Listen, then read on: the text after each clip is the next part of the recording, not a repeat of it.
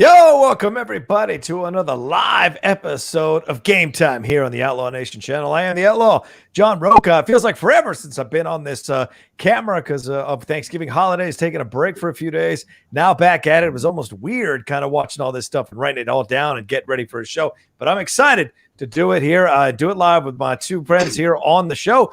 First of all, Mr. Jay Washington. He put down the paints long enough to join us. How are you, Jay? I'm finishing. Look at that. That's so fucking fire. Look at that. Move it over a little bit. Move it over a little bit. The other way. The other way. There you go. Look at that. Dude, that's so fire. Look at that shit. You're so talented. That's the real talk, bro. You talented than a motherfucker. Look at that, man. I can only draw stick figures. Look at that. That's incredible what you do. I can only draw stick figures. You ain't shit. I'm trying to finish up the background. That's all. Nice. I'm working on the background and getting that to blend in. And nice, dude. Yeah, if y'all want to pick that stuff up, Jay's selling some of his paintings. Man, let me tell you, I'll tell y'all about it later. I'll tell you about it later. Okay. All right. Let's introduce. Because people will ask me to buy them, and then I'm like, I'm not selling anything lower than $150. And I guess people think I'm gonna say $50 or $75, and it's like, if you think that, don't hit me up. Yeah, that's true. It's a fair point. And over there, Winston A. Marshall. The A stands for quality. How are you, Winston? Woo! Bitch, it's only fucking Monday. Like I had to tell Kristen last night when we were on the phone, I was like, I have to take it a day at a time. Because every day is going to test everything I have in me. Today is one of those days. Tomorrow is one of those days. Wednesday is one of those days. Thursday is one of those days. Because Wednesday, I don't necessarily have a whole lot going on, like just SEM, but it's also my mom's birthday, so I gotta figure out how to make that happen. But I can't see her, and I know how she gonna feel. And then Thursday, I got a big thing going on. So I'm just trying to breathe as much as I can because I feel the cortisol levels just peaking, bro. So I'm just. I think all of us are doing what we can right now. It's fair point, man. All of us got. Even the fact this fucking state is officially finna lock down tomorrow. Yeah, yeah. Oh, I thought it was today. We're quarantined all over. You must ain't read deadline. No, what happened? He finna lock this bitch down. Yeah, tomorrow. down. Yup.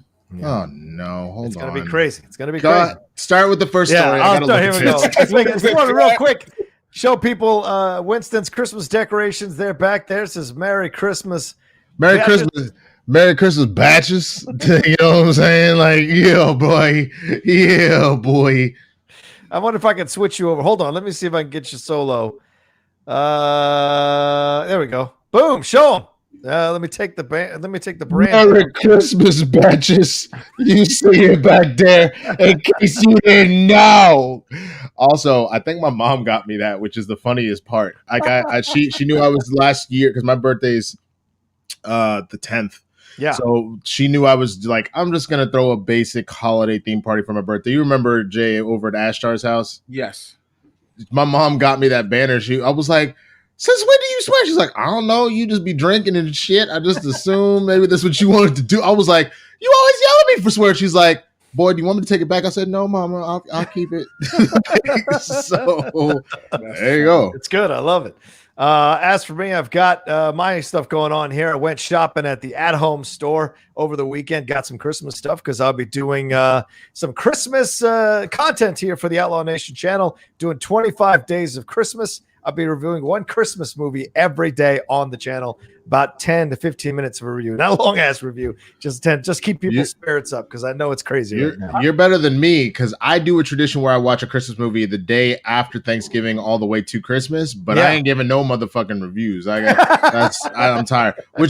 Jay, we got to talk. I forgot. We got to do those 3 reviews. My brain slipped. Maybe on Wednesday we can get them all done. I'll talk to you about it. Okay. All right, and just a reminder before we get into the first story right here, that is Ambling Soul. That's Cheryl. She is sending in here. Remember to send your questions, comments, or sports stunts through changed my whole life opinion on her last night. Changed my whole life opinion in the best way possible. It's incredible. Incredible. So, hey, listen, a couple of us are a little down right now. So why don't you send in some fun StreamLabs Super Chats? Maybe some of you are a little down right now. Send in your fun StreamLabs Super Chats. We'll talk about it all. Maybe we'll pick each other's spirits up. The time we've been quarantining for so damn long, and it's December and Christmas around the corner. So you know how it is, the season. So let's do this thing. All right, let's start off with the first game and send in super chats as well. So don't be shy on that as well. First game here, Tom Brady and the Buccaneers. They hosted Patrick Mahomes and the Chiefs. This thing was a heck of an interesting game. Chiefs jumping out 17-0 and were driving to be up 24-0 when Mahomes fumbled the ball on a sack. The Buccaneers recovered it, drove right down, got 7 points. Yeah, the Chiefs went down and got 3 points, so they were up 20-7 going into the half. But the Buccaneers stormed back to this thing to make it 27-24. Had a couple of opportunities at the end there to maybe drive down the field with like 9 minutes left and 4 minutes left, but couldn't get the job done in the end. And Tom Brady loses another squeaker to a really good team this year. So I don't know what you take from this other than Tom Brady is okay with his 2 interceptions. Still good, but he did throw 2 interceptions when they were driving down the field. But Patrick Mahomes did his thing and rallied his team and kept them strong, and they won and saw this thing out. What do you take from this matchup between Brady and Mahomes and these two teams? Gentlemen, somebody not clicking. First of all, somebody not clicking in that offense. Secondly, it's proving what a lot of us have been saying. Like, yeah, it's Tom Brady. Yeah, it's Gronk. Yeah, it's Mike Evans and all that. But when it comes to real powerhouse teams, they finding out it's not going to be simple. Again, NFC South for them is a dogfight. You know what I'm saying? Right. That's a dogfight in itself. And they not getting past the Saints, of course. You know, Carolina's been hit and miss. And then you got Carolina, and Atlanta is just Atlanta, so ain't nobody caring. That's how much I forgot about them. But when you look at what the Bucs are, again, Tom Brady rallies. Tom Brady's Tom Brady. Yeah. No ifs and of course, my thing while reading stuff for ESPN, it plays. But like Tom Brady's no ifs, ands, or buts about it. Yeah. But again, I've been saying this all season. Well, since the half a season, the Chiefs were playing like, all right, we just need to win. Right. We ain't got to show up yet. We ain't got to show out yet. Patrick Mahomes had 400 yards before the end of the first half. Yep. Do you understand? That's scary. Yeah. Yeah. It's 400 yards and not the game, the first half. Well, Tyreek Hill had 7 catches, 203 yards, and 2 touchdowns in the first quarter. In the first quarter, he was over 200 yards. That's mind-blowing, man. Again, that's them just playing the game. Yeah. Yeah. Yeah, absolutely. Brady was 27 of 41 for 345 yards and 3 touchdowns. Did, as I said, throw 2 of those costly interceptions. But Winston, did you just take this as this is a strong team, jumped out early, just kind of held that other team back at bay, like essentially what you see in the old school cartoons, holding on to that head while he's swinging wildly? Did you sense that that's what happened here, or is there some concern that the Bucs were able to make it this close after the Chiefs were up with so much? I think that this kind of goes back to what we've said about the Bucs, that the Bucs are a threat, but not necessarily a real one. And I say that in the sense that, like, any given Sunday. So if somebody's off their game or whatever, but how many teams have they gone up against that are like legitimate like threats? Yeah, that they just couldn't hold. They couldn't hold with. You know what I'm saying? Like the Chiefs, reigning Super Bowl champs, one of the favorites out of the AFC. Sure, it was close, couldn't get the job done. Swept by the Saints this year. One with Breeze through most of the game, and then Jameis Winston finished you off. Yeah. So like there is something to be said about the Bucs have a lot of weapons and they have made a lot of noise. I'm sort of regretting in one of these games, these fantasy football games, because I have Ronald Jones in both leagues. I didn't play him because I overslept, which kind of sucks. I hate that. Because I had already put in Ezekiel Elliott, who was trash this season or this week. I think this. Sorry to cut you off because you just brought him up for fantasy. I think that's going to start making people reevaluate him now when it comes to fantasy football drafts. Zeke, what is Ezekiel Elliott? 1,000%. Zeke not going to be that dude like everybody trying to grab anymore. Yeah, I would make the argument that he's going to make a massive drop this year, and it's been proved very true. I mean, one, he doesn't have a line. Let's be honest. That line is Swiss fucking cheese. We're on like 3rd and 4th string linemen at this point, and we're like guys who play right guard. We're moving to left. The only thing I will give positive that it kind of kept us sort of upright with McCarthy, he has a philosophy, and we're getting to Cowboys now, which that's not what we're talking about. But he has a philosophy of making every lineman learn every position because he knows that those injuries come. So if I need you to right now, you're at left guard, I need you to move over to right. You're at center, I need you to move to tackle. Like he's got them all ready to do that, which is dope. So, but that we'll talk about Zeke in a minute. We'll get back to the Thanksgiving games. Yeah. I think what we're seeing here is that it is a marriage of what Jay has been saying about Tom Brady and what I've been saying about Tom Brady. Mm-hmm. Jay has said that Tom Brady has kind of gone off that cliff and the decline is here. Right. I had said that Tom Brady, it wasn't just Bill Belichick, it was Tom Brady, and he's an all-time great, and that he's still balling. We've seen now it's the split the difference. He can put up when he needs to put up, but this consistent Brady, this Brady that like you fear, doesn't necessarily exist. Those 2 big interceptions, he over the last couple of years, that has started to go up. He didn't have a lot of those big mistakes. Yeah. But over the last 2 to 3 years, we have seen him in desperate times look more like Tony Romo, where it's like he can put up, where he could put up 400. Real talk, he could put up. I get what you're saying, but it's real. He can put up 400 on you, but then when the pressure's on, I think back to that Titans game. They really didn't have a snowball chance in hell. I'm talking Patriots, Titans in the playoffs. You had like 2 minutes left. You needed 2 scores. You needed like a field goal and a touchdown, I believe is what it was. Yeah. And the second play, he threw an interception. That was game.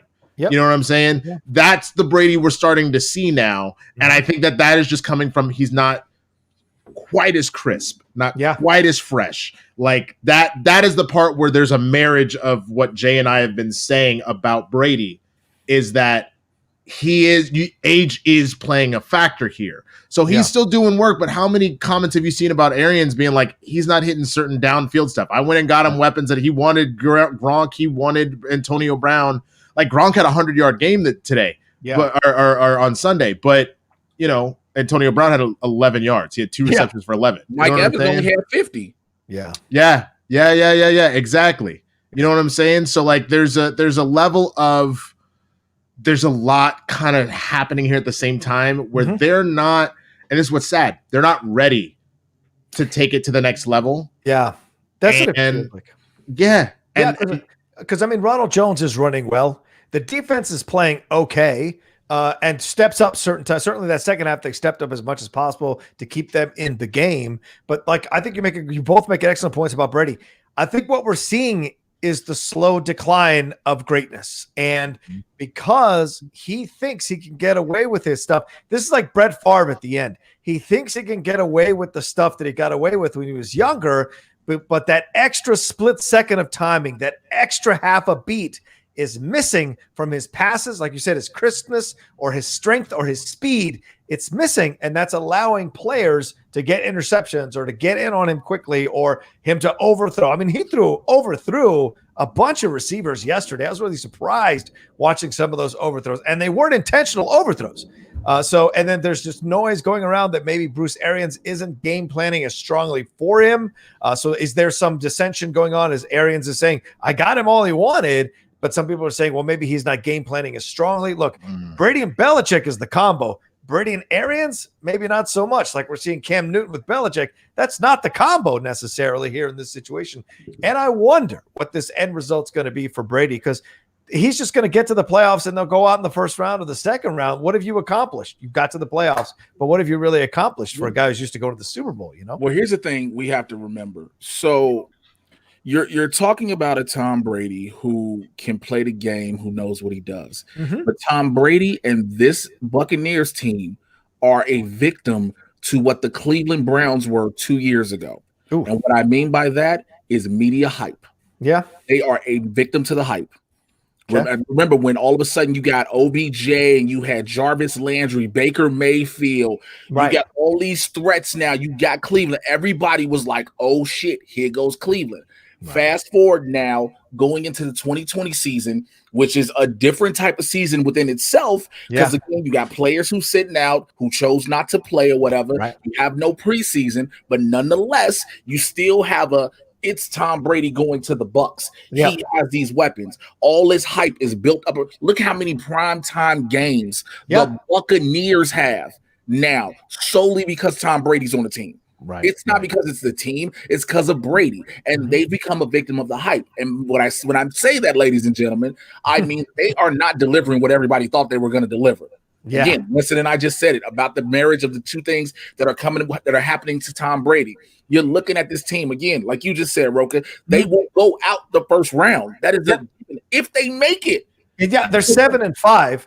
and you've got a Minnesota Vikings team who's clawing and scratching to try to get that wild card. You got the Rams still in contention. You got the Cardinals got to figure some stuff out. So there's a real possibility that Tom Brady is on the outside looking in. Yeah, because again, the thing is now with this new 7 teams on each conference, only the number 1 seeds get the bye.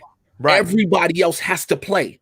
Yeah, which is terrifying now, because if you think, man, I'm the number 2 team, I'm good, but now I can go out first round. Yeah, and look, and the Falcons ain't a team to look over. They just destroyed the Raiders over the weekend, 45-3. I know it's weird when you say that too. When I saw that game, right? I was watching it, I was like, this is the same Falcons team we've been watching all year. Yeah. I mean, second half now, minus Dan Quinn. Let's go second half of this year, minus Dan Quinn. But I bring this up to say the next 4 games for the Buccaneers, and let me get your thoughts on this, Winston. They got the Vikings next, and that's Kirk Cousins. That's a Vikings team that's trying to claw and scratch their way to a wild card. There are avenues for them. Then they've got the Falcons twice in 3 weeks, and then the Lions sandwiched in between. So the Lions, that seems like a victory, no problem, even replacing Matt Patricia, which we'll get to later. But the Falcons could come in and stomp them all over the yard. I think they went out, honestly. You do? Okay. I think they went out. The Cowboys beat the Vikings, bro. The Cowboys. All right. So the Vikings ain't ready. That's Dalvin Cook's team. That's not Kirk Cousins. Ain't doing nothing. Kirk Cousins. You're right. Doing nothing. It's so crazy when you say that. Like it ain't the quarterback. It's the running back who's the powerful thing. But what have the Vikings been, with the exception of that year that Brett Favre came in and fucking did work, and they were this. Everybody got to go 5 runs. It was Adrian Peterson just annihilating teams. They always forget 8 in the box. They were trying to put 9 in the box because it's always been Minnesota's running back. That's 1,000%. I think that's what's happening there. I think you easily beat the Vikings. Not easily. I think that's probably your hardest game. You beat the Vikings. Yep. I think you win out on the Falcons. The Falcons maybe can win at home, but I doubt it. So I think you win out on the Falcons. The Lions are a win, and that's all the games. Yeah. There's not more than that. 4 games left, bro. We're in week 12. There's only 4 games left for them. So that's it. Yeah. So then remember, some people lost bye weeks. So that's why when we look at a lot of these schedules, because of COVID, the Ravens and the Steelers have both lost. The Steelers have lost lost bye weeks and everything. They keep getting screwed. And they're undefeated. That's insane. And they're undefeated. Like they had to play. I think that's what's been the benefit for them, but we'll get to them later. Yeah. You have a team again. Atlanta is showing promise. Yes. You see how I say it with like the question mark in it? Promise, which means it's a for the future. Huh? Yeah, for the future, not for this year. But what I'm saying, you never know. We're not worried about. This is one of those teams where you're not going to the playoffs, right? Mm-hmm. You're not making any moves postseason. You can spoil. Yeah. Your job is to be a spoiler. Yeah. That is your sole job. You have those teams that we know we're not doing nothing. Our entire job is to spoil your run. And nobody loves more kicking a player when they're down than teams that are teams that are in the spoiler position and they get to destroy one of the greats. Like they used to stomp all over them and beat them all the time. Now they get a chance to get a little measure of revenge. So we'll see how the Falcons come out. Maybe they lay down, but maybe, just maybe, they pull a couple of shocking upsets on these Buccaneers. And if Tom Brady's on the outside looking in, that second year at Tampa looks kind of iffy in my mind. One last thing before we jump off, the Chiefs won their 6th straight game and clinched their 7th 10-win season in 8 years under Andy Reid. At some point, we have to start reevaluating Andy Reid. He's got that Super Bowl victory. He jettisoned Alex Smith to make way for Patrick Mahomes. What he did in Philadelphia. Criticized the fuck out of him. Yes, they did. Everybody thought he was crazy for doing it. But you look at the situation, you got to give Reid a lot of credit and start talking about him. Put some respect on his name. Yeah, we've got to put some respect because everybody keeps going back to his Philly days. Like we'll hold the championship. We'll give him, you got a chip. Cool. But no matter what people say, well, what about with Philly? Like, we're not talking Philly no more. Mm-hmm. Yeah, true. Very true. All right, let's move on to our second game here, and then we'll jump into something else I know we got to lose Winston in a little bit here, but the Tennessee Titans, Derrick Henry showed up. He showed he was a man. He's a man. He rushed for 178 yards and 3 touchdowns. I mean, Tannehill was doing what he could to keep this team in the game. He only threw for 221 yards. He only threw 22 times and completed 13 of those. That's because Derrick Henry was just rolling all over this field. And the Colts were coming in with some confidence, some cockiness, some strength. I think because they had beaten the Titans earlier this year and they'd gotten a nice signature victory against the Packers. So they were feeling strong. And the Titans rolled up in here in Indianapolis and just absolutely choked the life out of them with Derrick Henry doing their thing. Now, to the Colts' credit, got to factor this in, they were missing 3 of their key defensive starters in Pro Bowl defensive tackle DeForest Buckner, starting linebacker Bobby Okereke, and Danico Autry, their defensive end. So that was a lot of people for them to be missing. I got a problem with that statement. Is that through injury? Is that through injury, or is that through injury protocol, COVID protocol, or is that through sit-outs? No, it's through injury. Okay, that's fine. Because some people are like, well, they're missing their stars, blah blah blah. I'm like, yeah, but a lot of people on this like it's true. But this victory also was positive for Tennessee because they now take sole possession of the division lead over Indy because they're 8-3, Indy 7-4, and they split the 2-game series. But they also have the current tie-breaking edge based on the team's division records. And we saw what Tennessee was able to do in the playoffs last year. So getting some home field advantage would be strong for Tennessee at this point. Winston, what do you think of this team? Do you like this team? Do you think Tennessee now is kind of rounding back into the form they were at the beginning of the year and they kind of stumbled in the middle? Do you think they've recaptured their form now? I said that I always thought that the Titans were, if I remember correctly, I could be wrong here. I said it was either the Titans or the Chiefs were the team to beat. I said the Ravens, it'll be determinant upon what happens with Lamar. And now that everybody, including Lamar, is sick, who knows with them? But I had said that the Titans, like, someone said this on Twitter. I think we all knew it, but no one said it out loud. Yeah. Derrick Henry is the best running back we've seen in the NFL probably since Adrian Peterson in his prime, who was the best running back we've seen in the NFL since Emmitt Barry Sanders in his prime. I would say Emmitt Smith, and then before that, because Sanders came before Emmitt, right? Or did I get it back? Sanders was before Emmitt, yeah. Okay. So it was. I got you know what I'm saying? But this is like this. Derrick Henry's running reminds me of LeBron James when he was like going through it, and like people would be like, "All right, let's get in the lane and stop him." LeBron's like, "Bitch, you better move." Derrick Henry is making grown men look like infants. Yeah, forget monster men, not even just grown men, bro. Yeah, bro, not even exactly, and not even like children. That normally the phrase is you're making a grown man look like a little boy. You are making grown monster men, as Jay put it, look like infants. The way he turned, I'll never forget when he turned, what was it, Earl Thomas around and used him as a fucking shield? Yeah, nigga, that's some superhero shit. That's like, I'm gonna need you for a minute. You grab an orc and you use the orc as a fucking shield as you run. Like John Wick does that. He grabs a motherfucker, uses him as a bullet sponge, and then like it's unreal. And he might be the first running back to get MVP in forever. The way he's going. When AJ Brown scored that touchdown and Derrick Henry rolled up on him, it looked like he was a dad going to congratulate his son at a Thanksgiving game. AJ Brown is fucking. AJ Brown was like this. AJ Brown was like this because Henry was like, "Good job, man. Good job." He was just screaming his face off. Oh my God. Ooh, you ain't never lie. You ain't. He just never looks scary. lie. Sorry about it. He just looks scary, man. So I saw him go, AJ, go like this. Do you blame him? No, not at all, man. Have you ever actually seen like the photos the segments they've done to show you exactly how big Derrick Henry is? I'm almost like different. Like sometimes Fox and them have done. This motherfucker is massive. Yeah, you're huge. That's what you don't want to tackle. He is a solid running, and it's the sad part. Like he is massive, but still has all of his speed and then some. Yep, I think what you said is absolutely right, Winston. He looks like LeBron on a breakaway down the middle of the court, and everyone's like, "I'm gonna take that charge." Then they get close to him and like, "Nah, that's cool, man. You go ahead and get that dunk, man. I'm gonna roll back on defense the other way, man." It's crazy. He's so massive. That would be my guess as to why a lot of times you saw James Harden be like. It's like it's like, nigga, do you see him? I'm not getting in the way of that. Like, can you imagine people just being like, "Yo, can you be the secondary, right?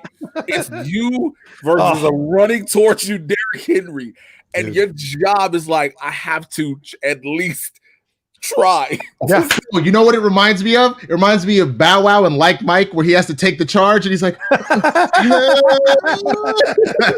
I mean, again, but the difference is taking the charge. But again, you're supposed to try to bring this horse down. Yeah, right. Yeah. You're, it's tough. You're the last line of defense. Fuck a horse, bro. A goddamn elephant. That's a stampede, nigga. You just like, like Austin Powers. Charging elephant. Yeah.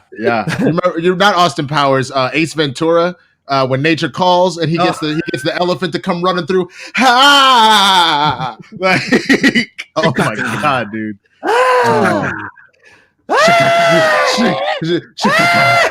Dude, that's what I'm looking forward to with Schmodown being over soon for the year, is that I can watch movies I want to watch. You know what I'm saying? Like, I don't have to worry about this shit. Do like I did, losing the second round. Now I get to watch. Damn, bitch. Just Wallace said, no love for LaDainian Tomlinson. The disrespect. No. But nobody's saying that. He still has the touchdown record, if I remember correctly, for rushing touchdowns in the season. No, I'm not saying you don't disrespect LaDainian Tomlinson, but let's be 1,000% real. He's actually the I don't even roll Tide, roll Henry, bro, roll Henry. Roll Henry. Disrespect to LaDainian Tomlinson, but just let's be real. Emmitt Smith, all-time rushing yards leader, 3 Super Bowl rings. Adrian Peterson still in the motherfucking game. Yeah. 9 motherfuckers in the box on him. Barry Sanders was so good, the motherfucker retired while he was the best. You know what I'm saying? So that's the season still going on when he was just like, I'm done. Like he's like Neo. He got so good at it, he just got bored. He's like, you can see all the things. He's like, I'm just bored. There's no challenge here anymore, man. Yeah. We got a few Streamlabs that come in. Let's read them real quick. Johnny 5 for life. Thank you, Johnny. What an incredible donation. Very kind of you. He said, hey guys, love this show. Don't get to watch live because of work most of the time, but always watch the replay. Jay, as a fellow suffering Bears fan, holy effing shit, they suck. And now the defense is thrown in the towel. Guys, will they fire the GM and head coach? Yeah, we saw the Lions do that in the North. So will you guys do the same thing, do you think, Jay? First of all, Matt Nagy has officially lost the defense. I don't know if you heard what he put out, what he said. No. I got the tweet. Hold on, let me pull the tweet. I got it. I'm going to read it because I know I can't screenshot. Whatever. But he said, matter of fact, I can't screen share as soon as it fucking pops up. There we go. And share screen and application window and photos and bam. This is what he said. This is what was JJ Stankovic's report. He says Matt Nagy starts his press conference by challenging his defense after yesterday's 41-25 loss. And he talks about personal pride. Quote, if you really care and you understand what we put out there last night, you'll fix it. That's not who we are in particular as a defense yesterday. Bro, you acting like Mitchell Trubisky was not terrible. Like your offense as a whole was not abysmal. And I get it. You're like, people like, well, they scored 14 points in the fourth quarter. By that time, the game is over. Yeah, it's true. It's a good point. Yeah. And plus Trubisky, we know this. We've watched football for decades, the three of us. When a defense loses faith in its quarterback, that's when they stop playing up to their full potential. When they're behind their quarterback, they love their quarterback, they will accept interceptions or fumbles or any kind of overthrows or whatever because they love their guy. But when they don't love their guy, when they don't trust their guy, they're not going to put their bodies out extra because it's not going to matter, because it's not going to make the difference in winning the game. And that is an issue you see with defenses all the time, man. Well, what you have is you have the organization of the Bears literally relying on defensive touchdowns more than anything else. Yeah. Which is fair in some situations where you're like, okay, my defense can score, but to solely put the scoring on the backs of the defense is not fair because they are only meant to be out there a certain amount of time. Right. They're only the purpose of defense is to go in, make it a quick. You're technically supposed to make it a quick 3 and out, and you back off the field. That's what you're supposed to do. Exactly. Yes, you have drives that get extended, all these different things. You have BS calls that may happen, dumb mistakes, all these things. But to sit there and go that this defense should be the backbone and everything and scoring when you know you got two fucking terrible quarterbacks. I don't care what anyone says about Foles. Yes, he is Super Bowl MVP. Suck my MVP dick. But the fact that he's so terrible, Trubisky's terrible, and the dude you got behind Trubisky is just somebody nobody cares about, and you could have, no matter how he plays in New England, could have had Cam Newton. Yeah, and I'm pretty sure he probably wouldn't have had COVID. He might have because the way Chicago acted, but nonetheless. But it just the Bears need to get again. You have to either sell the team because it's not just the front office. This is an ownership problem when it comes to the Bears. This is legitimately an ownership issue because you keep thinking, well, we can probably change everything the next year. Let's just add a piece here, add a piece there. You literally have to blow this up. Yep, and we'll have that conversation in a little bit. Real quick, Hill Nellum's donated. Thank you, Hill. Good to see you on here. He said, I've never been so unexcited for a possible playoff appearance in my life. That being said, let's go New York Giants. Winston, let's jump into this situation. The Giants did beat the Bengals, so now they're in first place, but that was only after our game on Thanksgiving. I know you got to go now at 10, 12 minutes, so I want to get this conversation going here. Look, I fully expected us to shit the bed and not win this game. And I had no idea Mike McCarthy thought he was playing Madden at Thanksgiving with his buddies with some of those play calls. You got to explain to me, is this a tank job or is McCarthy this incompetent to go for it so many times on his side of the field on 4th and 1 and a fake punt? Who got hurt within the first 3 minutes of the game? Tell me, was it Ezekiel? Was it lineman? Irving, I believe. Yeah. No. Either way, one of our last starting linemen got hurt in the first 3 minutes of the game, and this is literally what this is.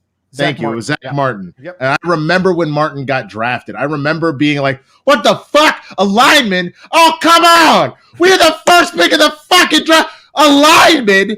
And then being like, "Oh, you mean DeMarco Murray is just embarrassing folks? Oh, Ezekiel Elliott is just out here trashing. Oh, Romo has 12 hours to throw the football. Oh, so here's the thing: we ain't got nobody left. Ain't nobody left on the team. Congrats to Amari Cooper for having a decent game. Yeah, but and Andy Dalton being okay until it was time for him to put up or shut up, and he throws a fucking interception worse than Tom Brady, and then it's like, no, not fuck a loss. This is an obliteration in the last 2 seconds of the game. Yeah. Call it a tank job if you want. I think the more important thing is just from the standpoint of we are just not good. Nobody is alive.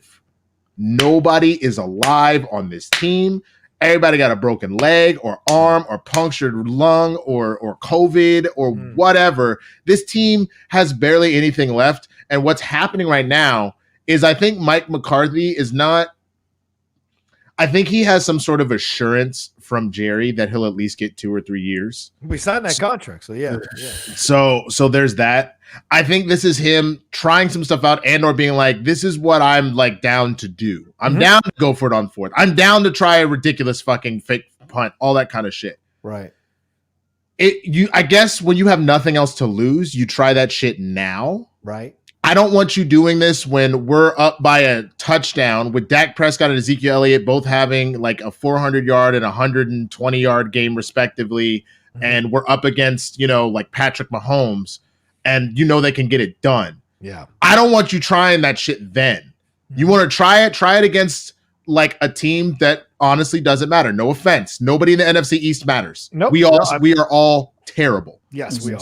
So if you're going to do it, now's the time to fucking do it. That's the only thing that I can read off of this. I have to believe that the Cowboys are at this point look, man, we can't be going to the playoffs like this. What do you get from that? Bragging rights? Yeah.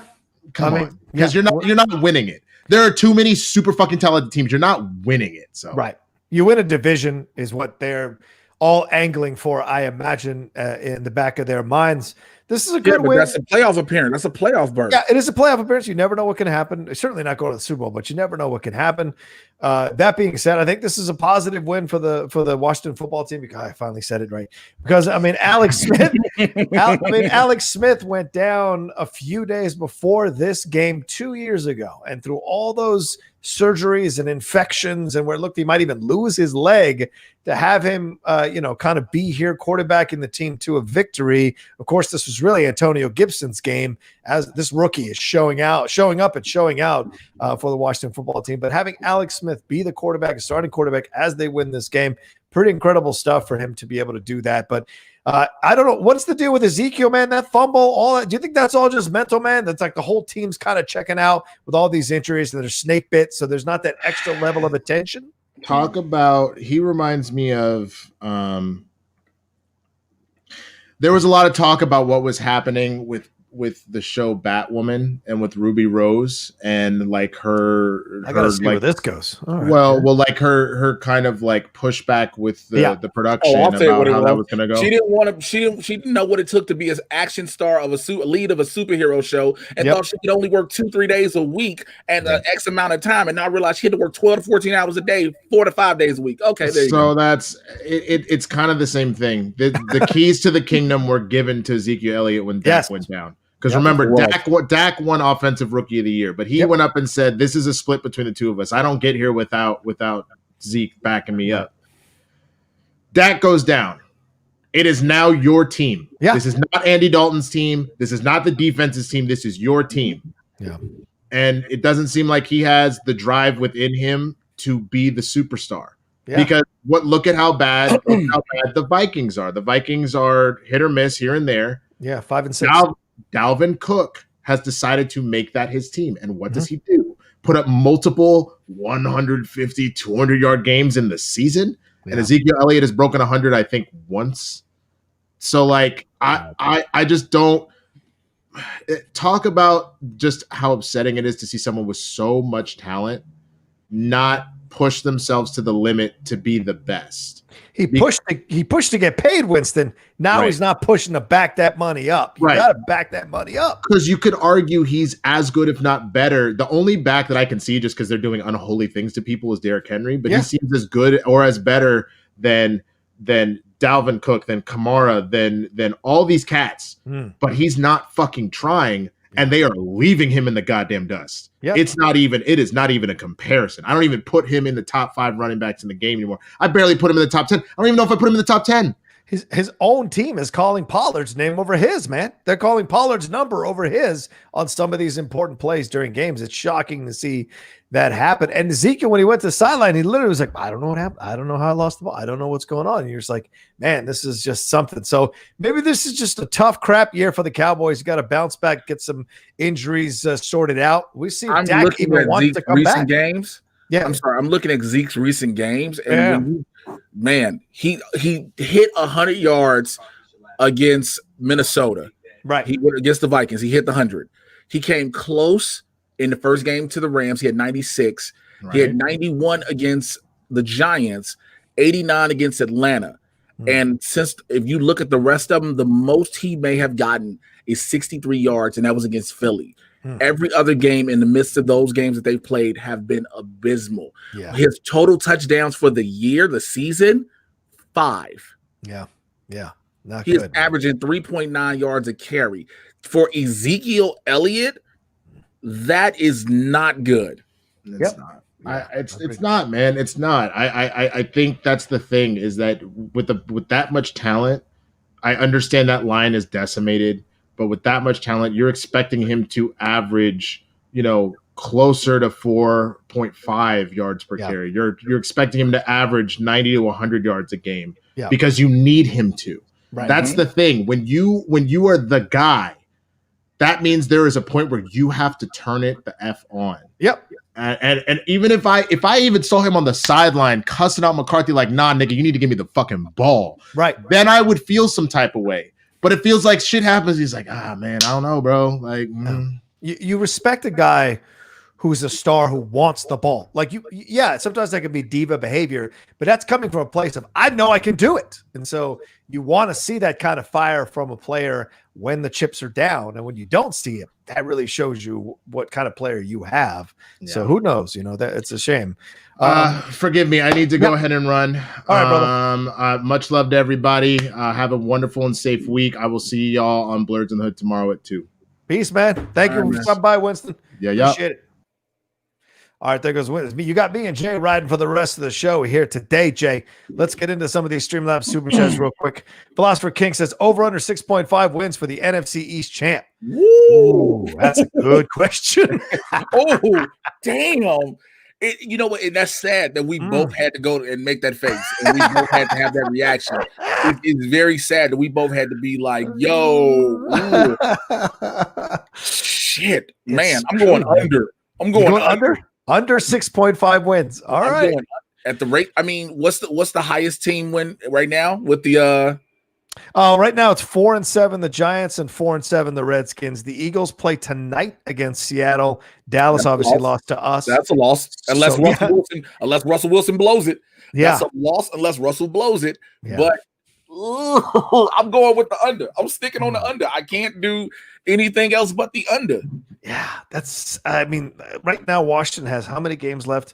1, 2, 3, 4, 5 games left, but they're playing the Steelers. They're playing at Pittsburgh. Then they're playing at San Francisco, who had got Raheem Mostert back Arizona. And Deebo Samuel which back. Is now Arizona. Yeah.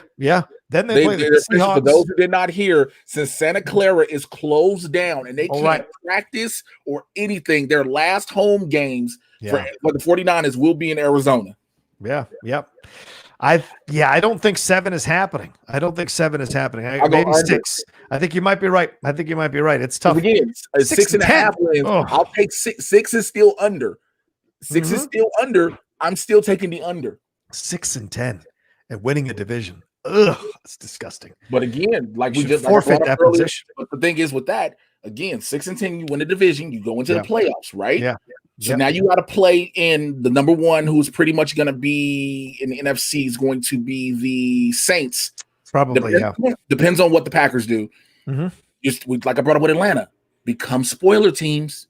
Yeah. Remember, then you have a team now that's all of a sudden like whoever comes out the NFC East automatically knows their job is to be a spoiler team. Yeah, basically, and try to shock the world with a first-round victory. That's for sure.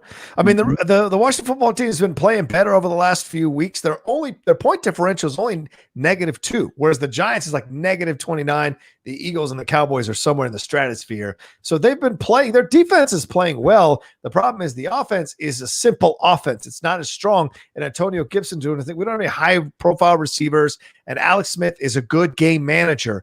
But it took a receiver tackling a defensive back from behind or linebacker from behind in that game against the Cowboys to keep us in contention, or else we'd have gone down by a lot. We'd have gone down going into the second half, and who knows what the mentality on the team is at that point. So we'll see what happens, but it's a tough, their next 5 games that looked kind of winnable a few weeks ago now become really tough. Pittsburgh is obviously probably a loss, but San Francisco showed yesterday in their upset over the Rams. They've got some players coming back who are making a difference. Deebo Samuel, Raheem Mostert. Then they've got the Seahawks, and then they've got the Eagles later on. So who knows, man?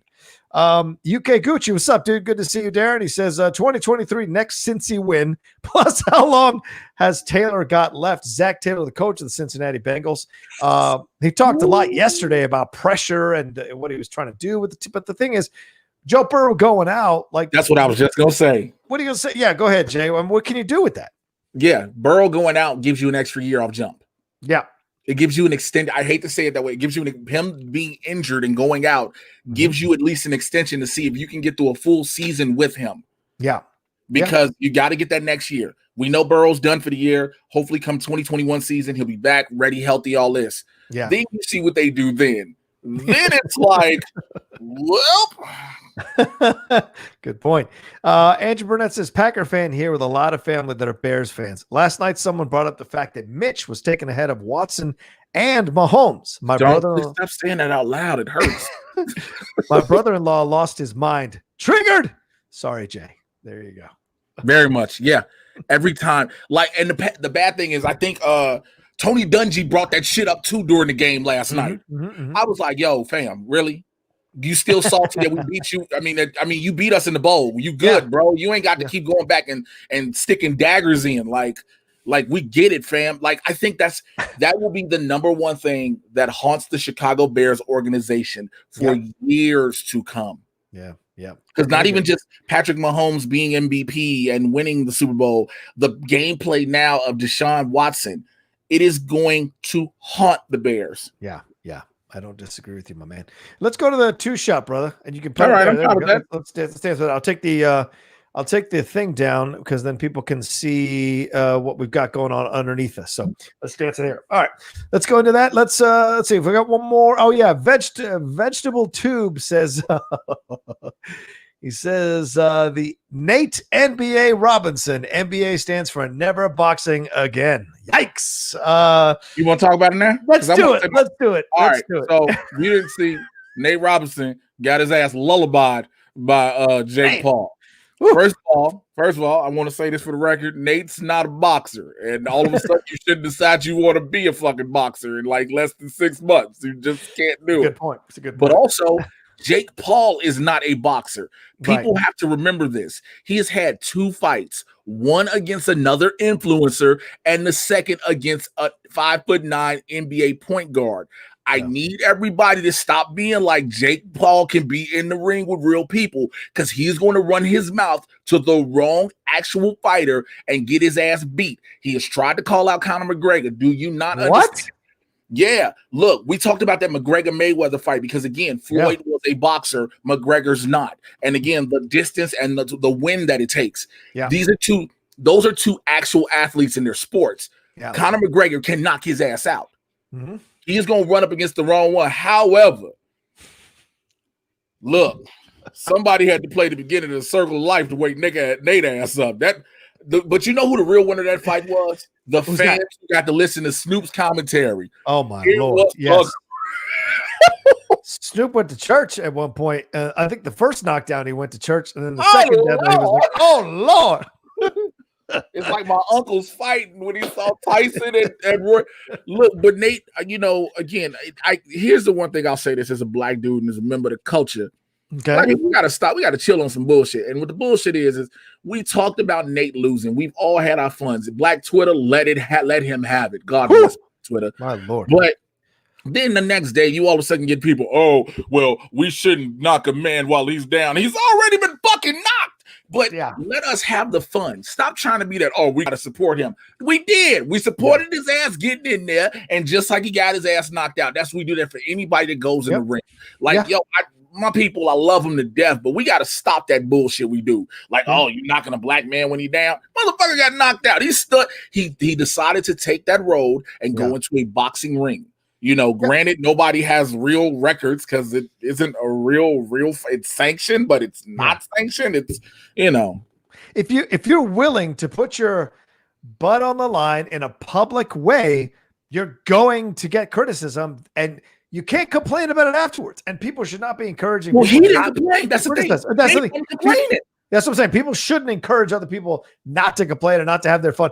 This is the game. The way he got knocked out, you're gonna get memes like this. Bro, I cried. Or this one here.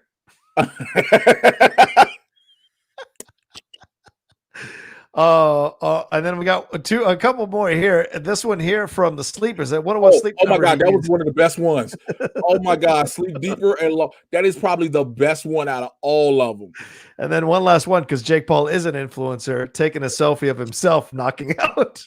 Sounds about right. No, that was Logan Paul, his brother. Logan Paul. Logan Paul. Sorry, you're not going to take a picture of his brother. Yeah, knocking out. I did one. It's on my IG. I was like, you know what this looked like. So as soon as I got it, as soon as you hit him, you hear. You hear that Ed Marhill music that when you fully load like. I couldn't get the one. I tried to get the video of the one where he gets knocked out and the rings come off him. The rings bounce off of him. Like did it with the Sonics? Yeah, they did it with the Sonics rings. It's like boom, and then you see the rings go ding, ding, ding, ding, ding, ding. Yo, it was again. It was. Oh. It gave you what you wanted. Now I'll admit, I tweeted like 3. If you follow me on Twitter, which you should, and 3 minutes before the fight, I literally tweeted. So we all hoping that Nate Robinson aggressively knocked Jake Paul's ass out, right? And then immediately after that happened, I found myself at the quote retweeting and saying, "Well, this didn't age well at all." Because at least I can own up to what I said. I was like, "This ain't age well at all." Like, I don't think anybody expected what we saw, and I don't even think Nate Robinson expected what happened, because you could tell when the bell rang and he tried to charge in full speed. And I'm like, "What the fuck are you doing?" And then he had on them ain't even boxing shoes, had on them New York Knicks colors. Everybody was like, "That's why you got your ass knocked out, these New York Knicks shorts and shoes." Like, well, also you got to take a look at this situation and be like, well, I mean, Logan did not look like he hadn't seen a gym. He looked like, he's got some muscles on him, got some strength to him. So when he came running out after him, he thought he was just going to bully him. And Logan apparently Jake has been training, so he was ready for it, man. You're training for somebody who doesn't box. Yeah, that's true. That's a great point. Yeah. You're training for a fight. Again, even with his KSI fight that he had, you're training against an influencer. Yeah, you want to make it look good, and you say, "I want to take this serious." Okay, cool. Yeah. Respect to you. You want to take it serious. Now, if you really want to take it serious, if you Jake Paul, now you get an actual match with an actual fight. He tried to call out Canelo Alvarez. Bro, Canelo will beat your motherfucking skull in. Pardon me, y'all. But he'll beat your MF skull in. I want to see if I can do one of these. I want to see if I can share the screen on a couple of these, because I thought they were really insanely funny. Let me see here. Like, it's ridiculous. Like, bro, again, people got to, like, I see people, man, I wanted Jake. Okay, you wanted him to win. Fine, he won. But please stop thinking he is an actual professional boxer. Yeah. He has not been in the ring. Okay, that's who it was. Jake fought KSI's little brother. Okay, cool. Oh, okay. All right. Again, but it still was an influence. It still was like, these aren't professional fighters you fighting. Like, when you gonna run your mouth and one of these pro fight. Oh my God. Wake up. You ain't share the audio. I know you gotta share the audio. Wake up. I can only do 6. Wake up. Where's the one? Here, maybe this is it. He's trying to get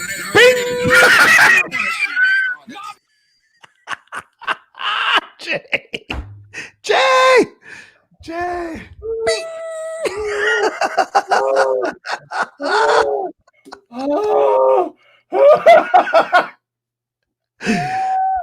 I can only play 6 seconds. I knew what it was gonna look like, but I still didn't expect it the way it did.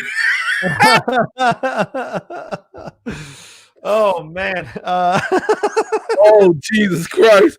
Oh, I knew it was coming, but the detail they had the rings knocked out his ass. Oh, it's brilliant. 6 seconds is all I can play these things before I get smoked. So it means as long as they ain't got music behind them. Oh yeah? All right. That was hilarious, man. All right, let's move on, and we'll cover the Tyson stuff a little bit later. But that was only catches the audio. They're not looking for the video. Oh, really? Yeah, YouTube's only. That's how it recognizes anything via audio. It doesn't recognize via the video. Ooh, smart. Okay, I'll keep that in mind for later. All right, let's move on to our next game. We talked about already the Titans. Let's go on the Bills here. The Bills. Shout out to Bills Mafia. You got a victory here after taking a couple of weeks off. You had your bye week. They hang on. They beat these Chargers 27-17, but it was a bit sloppy, Jay. They struggled a lot. They never trailed, but they kept turning the ball over, and they did it 3 times in a row in the fourth quarter when things were still close at 24-17. They essentially tried to hand the game to the Chargers, but their defense stepped up and kept Justin Herbert out of the end zone one last time to tie this thing. Linebacker A.J. Klein had 14 tackles and 1.5 sacks in this game. Pretty incredible stuff. But Herbert, look, Jay, they're losing games and they're not getting it fully done, but this kid looks ready, man. He looks incredible. Reminds me of Troy Aikman. Troy Aikman, that first year in Dallas, Troy Aikman was making some mistakes, but he was showing real extended flashes of what he could do as a quarterback. So we're seeing Justin Herbert now. I mean, Tyrod Taylor is just a forgotten entity now. Herbert is the future, man. Which is crazy because that's what I was going to bring up. Like, yes, Herbert is the future, but Tyrod Taylor is supposed to be your guy. And at the way Justin Herbert is playing, when Tyrod is back healthy, you literally have to ask yourself, what do we do at the starter position? Yeah. Yep. Because Justin Herbert, again, this is the year of those top tier quarterbacks who came out the draft, showing up and showing out. Unfortunately, Joe Burrow got hurt. Yeah, but between him and Herbert, like these cats, okay, Tua when he got hurt, these cats come in and they like, all right, I'm gonna show you I'm worth it. Now we'll see if Jalen Hurts gets in tonight for Philly, but it's like they're showing up and showing out. But again, Tyrod is like, if you're Tyrod Taylor, you're like, I'm probably the backup now. Yeah, and like, I was recruited to this team to be the starter. The kid was supposed to be sitting behind me for a couple of years while I led this team, but just can't deny what hasn't led to victories mostly, but Justin Herbert is playing out of his mind in these games. He was 31 of 52 for 316 yards. Yeah, one touchdown, one iffy interception, but right now he has over 3,000 yards passing. And he joined Kansas City's Patrick Mahomes as the only players to top 3,000 yards passing in their first 10 career starts. That's insane. And of course, on the other side of this thing with Josh Allen, this is the game that was the first in the NFL Super Bowl era to feature quarterbacks 24 or younger entering Week 12 with 100-plus passer rating with a minimum of 8 starts. Josh Allen. That's not bad. It's not a bad stat to have in your corner. Josh Allen only threw for 157 yards, 1 touchdown, and 1 INT, but it was a lot closer than it should have. Love the new Chargers uniforms that they said. Those all blues with the lightning bolts. I'm not gonna lie to you. I wouldn't mind a jersey like that. So if anyone from San Diego is listening, get me an extra large of one of those. I'll wear it on the show. It looked fantastic. But first of all, San Diego, no. Now they are the Los Angeles Chargers. You better accept that. Yeah, motherfucker. You moved in the area and thought I was like, yo, I got the team. Nah, bitch, they up here. Oh, I like this. Speed Lou said Tyrod and that the doctor situation are why us black people don't trust white people doctors. You know what? God damn it. Fucking Brock. Oh, well said. We hear about white doctors in the hospital not listening to black women and shit like that. And now you had a white doctor who took out a black man who was supposed to make a start and a statement for a team, okay? And he was supposed to come in here and be like thunder. And then he punctured his lung out of all the put a hole in the nigga lung. I want to breathe. Yeah, Jay, I want video that was like, oh, shit. Yeah, I want video of that. You know there's got to be a video. Here's a video of him going, oh, fuck. Like he's sitting there like this the whole time. Are you okay? Oh, God. What do I do? Call another doctor. What you do? Breathe, motherfucker, breathe. I got we get crazy fluid. Just Wally says, can we talk about how bad Anthony Lynn is? Yeah, I think it's the wrong coach for the right quarterback. Justin Herbert is an incredible quarterback. I mean, I bet Belichick is watching these games just salivating at what he could do with a quarterback like Justin Herbert. Anthony Lynn is sad. See, here's the thing when you say that. Here's the problem I have when you say something like, and anybody else. Belichick is salivating what he can do with a quarterback like Herbert. You have a quarterback who, if you mold him right and use him right and get him out of his own head, he is a monster. You have that. Then, like I just said, I want everybody to realize I said you have to get Cam Newton out of Cam Newton's head. Mm-hmm. Because when he is in his own head, whether it be his ego or his lack of confidence, it messes him up. Yeah, agreed. Absolutely agreed. 1,000%. Daniel Savoya said, Bills are winning tough games, and that's a good sign about their mental toughness. But that secondary almost allowed another Hail Mary to happen. You're right.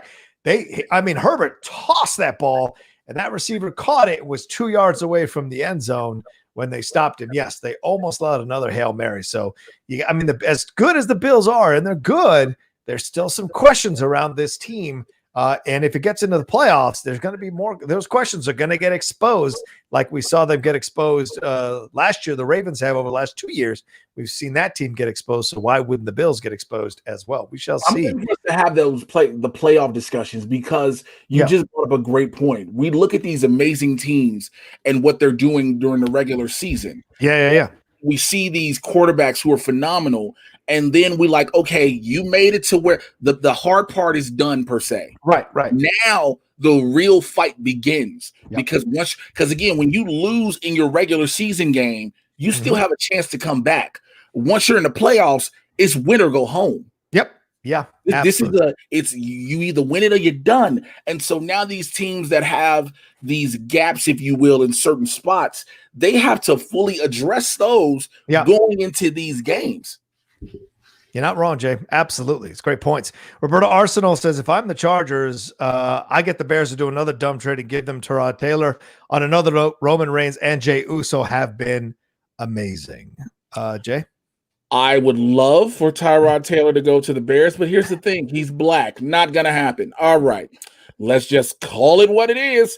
Black quarterbacks do not. I would love for them to actually hear the criticism they get via social media and everywhere else about the fact the Bears will not go for a black quarterback. I would love for them to hear it and actually say, well, you know what? Let's give him a shot. And a real one, not one who's past his prime, not one who's like washed up and you just is like, why the fuck did you get him? One that's worth it.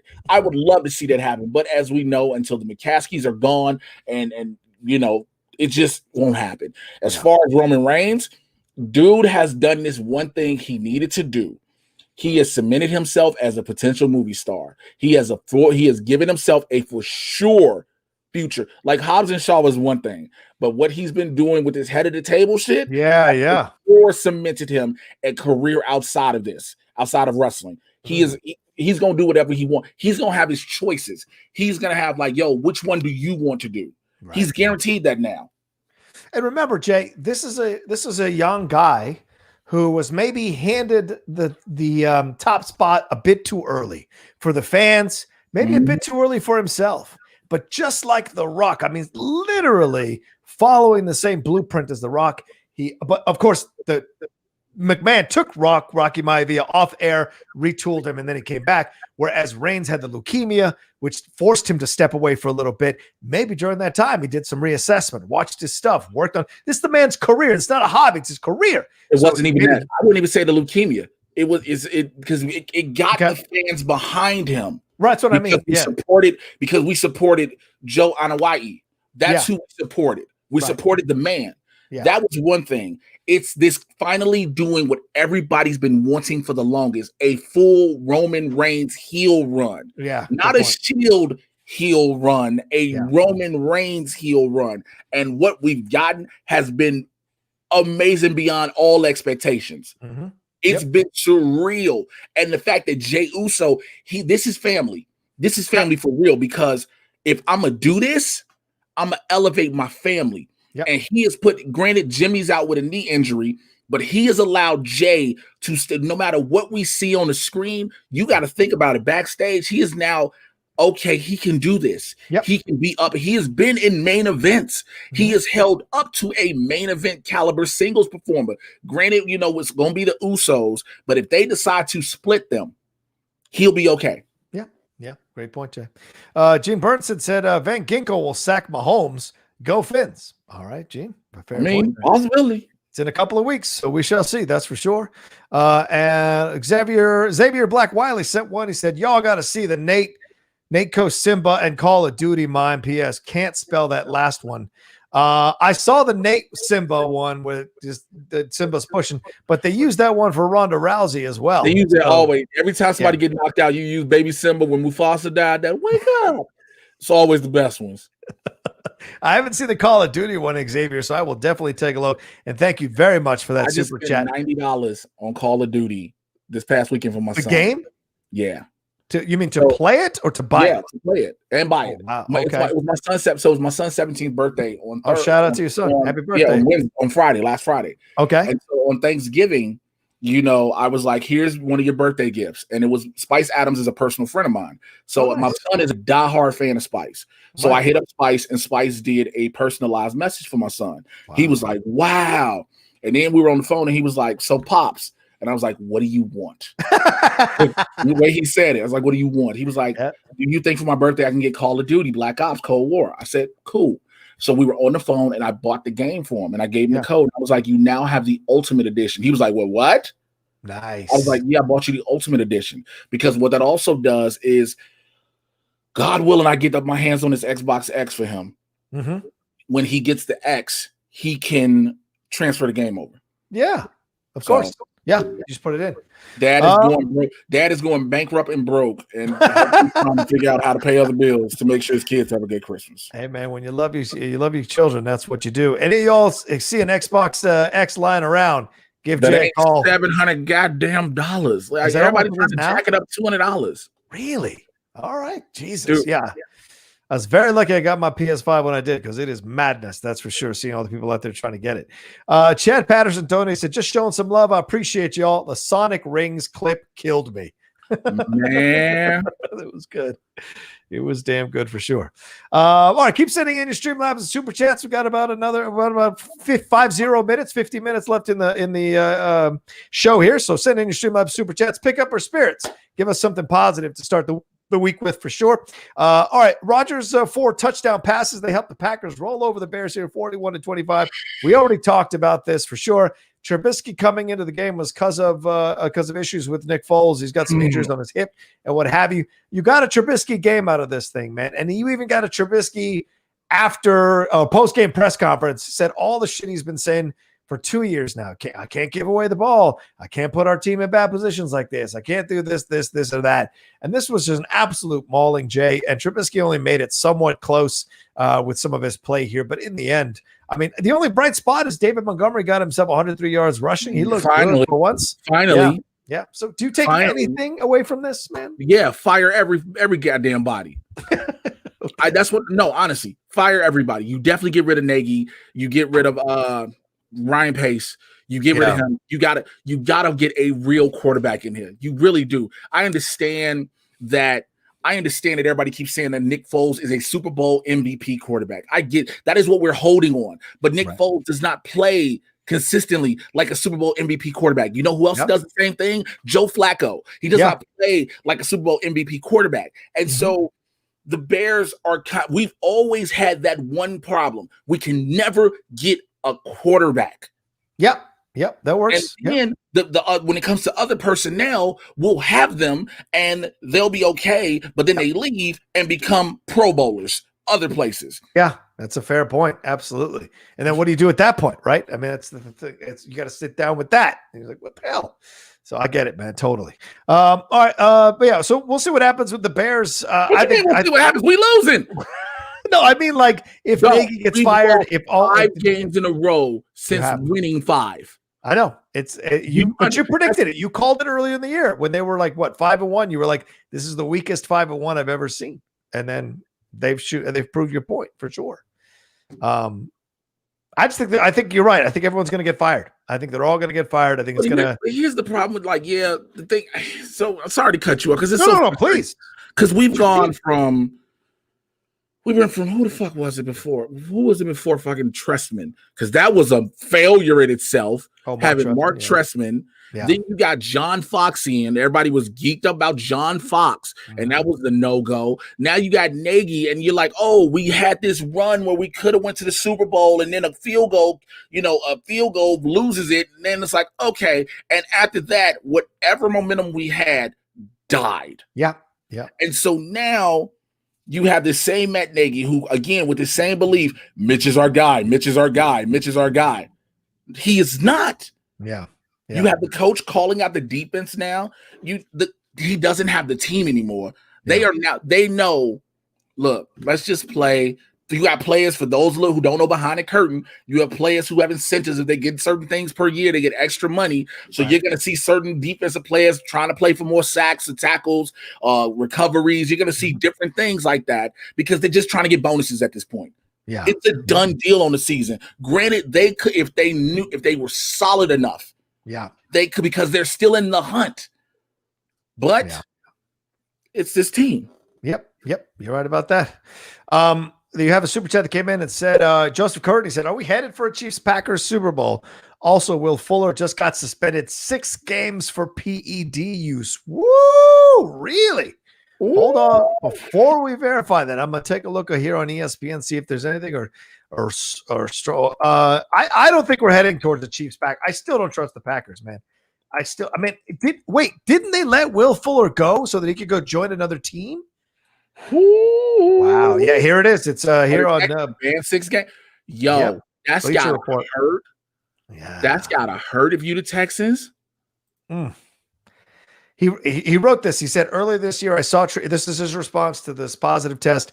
Earlier this year, I saw treatment from a medical professional who prescribed medication that he believed to be permitted under the NFL's drug policy. Of course, it's someone else's fault. As it turns out, my trust in this professional was misplaced because this medication was not a permitted substance under the NFL policy on performance-enhancing substances. As a result of this mistake, I've been suspended for 6 games for taking this prohibited medication. I want to sincerely apologize to the Texans organization and all of my fans for this mistake. I am looking forward to putting this all behind me and returning better than ever in 2021. Damn. You want to know my thoughts on it? Please. The problem is there are the PED ban list is so extensive. Mm-hmm.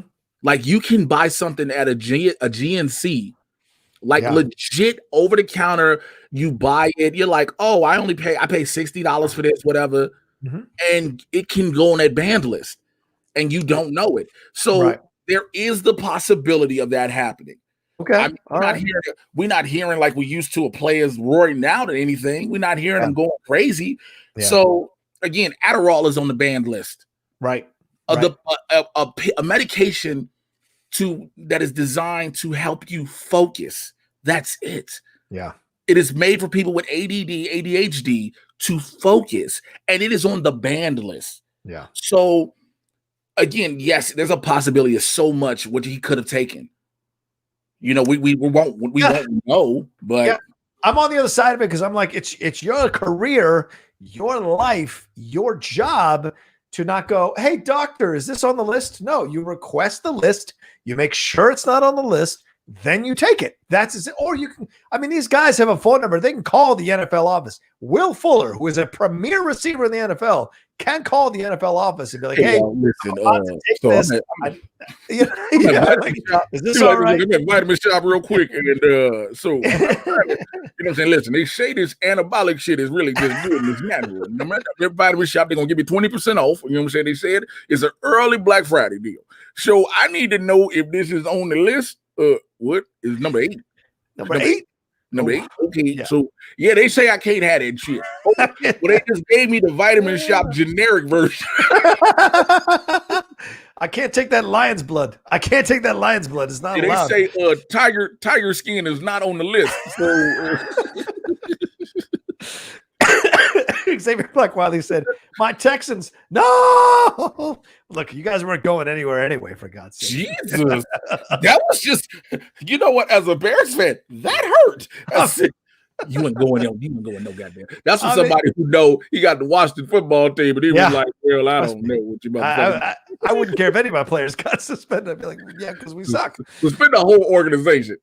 Yeah, because where's Houston right now? Houston Texans, where are they at right now in terms of the ranking? They're not doing well. Yeah, they're third at 4-7. Maybe you sneak in at 9-7, you run the table. No way you run the table though. So, we just we got some news as well here from Corey Cameron dropping the Steelers Ravens got pushed to Wednesday. They think an extra 20. There's 19 people on the COVID list for the Ravens. No one's getting better by pushing it 24 hours. It's crazy to me what they think. I want to show you something real quick though. Go ahead, man. Because I put it in our run sheet. I want to show you this real fast. All right. Share it and I'll put it up. Oh, you ain't going to have no choice. Oh, okay. So you see it. Did you see it? I have to add it to the stream. Yeah. There you go. Per source, there are new fears of Ravens players refusing to play tomorrow night. This is before, of course, it got pushed, which technically could be a wildcat strike. So players are now getting to the point where they're like, this is just dumb. Yeah, right.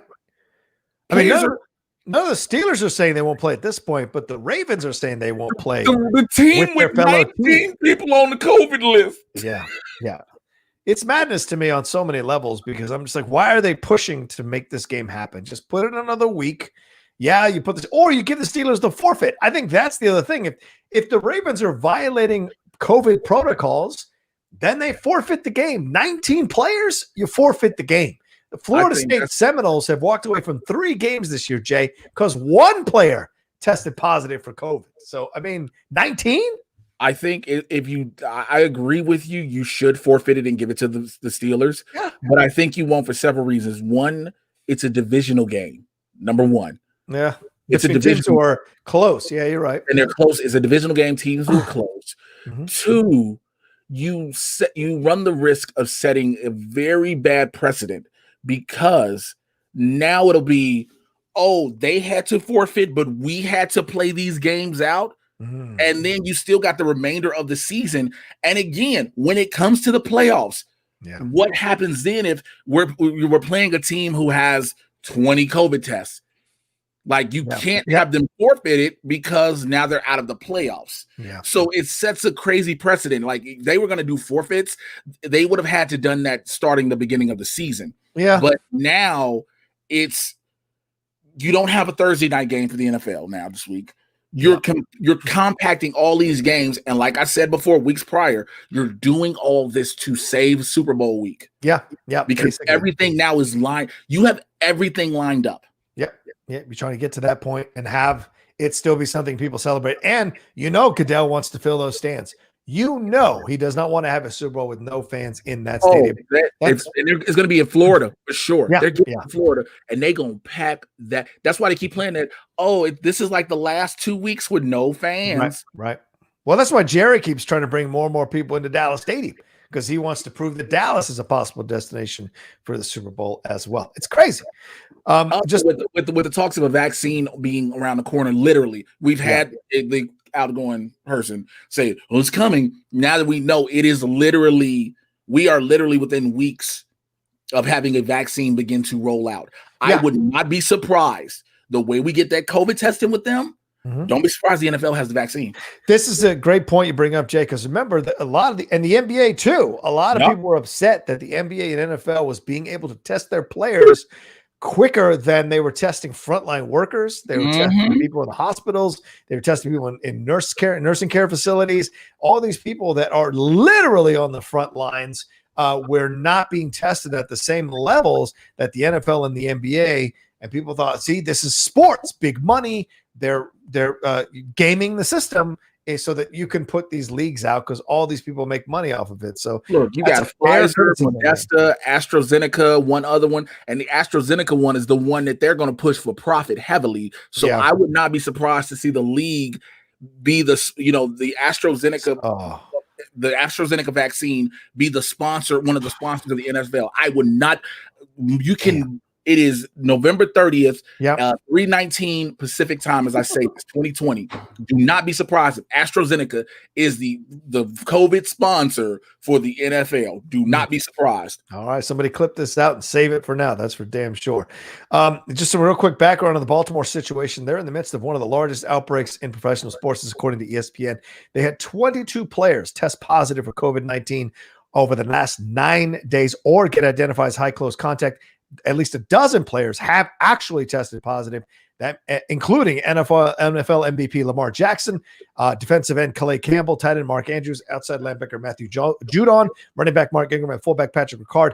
Andrews, Judon, and Willie Snead IV and quarterback Terrell Bonds were placed on this COVID-19 list on Monday afternoon, but the team also activated 4 players off of it. So they just replaced 4 players with another 4 players. They just swapped out 4 for 4. Yeah, 4 for 4. So the Ravens now have 35 players on their 53-man roster. All you need is 11 on each side of the ball. That's what I'm saying. So this is madness, man. Absolutely madness. Let me ask you a question, if I may. Yes. If you're a member, let's say you're a member of an active member. Welcome to Monday Night Football, sponsored by AstraZeneca. Yep. Let's say you're an active member of the Baltimore Ravens. Yeah. And you're currently looking at 22 people, 30 people, whatever, that have COVID positive tests. Now, again, I've said this every week. A positive test does not always mean that you will have the severe symptoms. Right, correct. We've seen in many cases. Some have mild symptoms, some are asymptomatic and have nothing. We see this. If you're a player, do you risk it?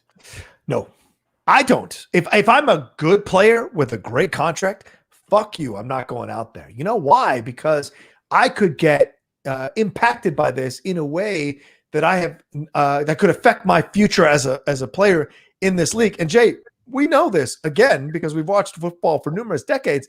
The difference between a good and great player sometimes is infinitesimal.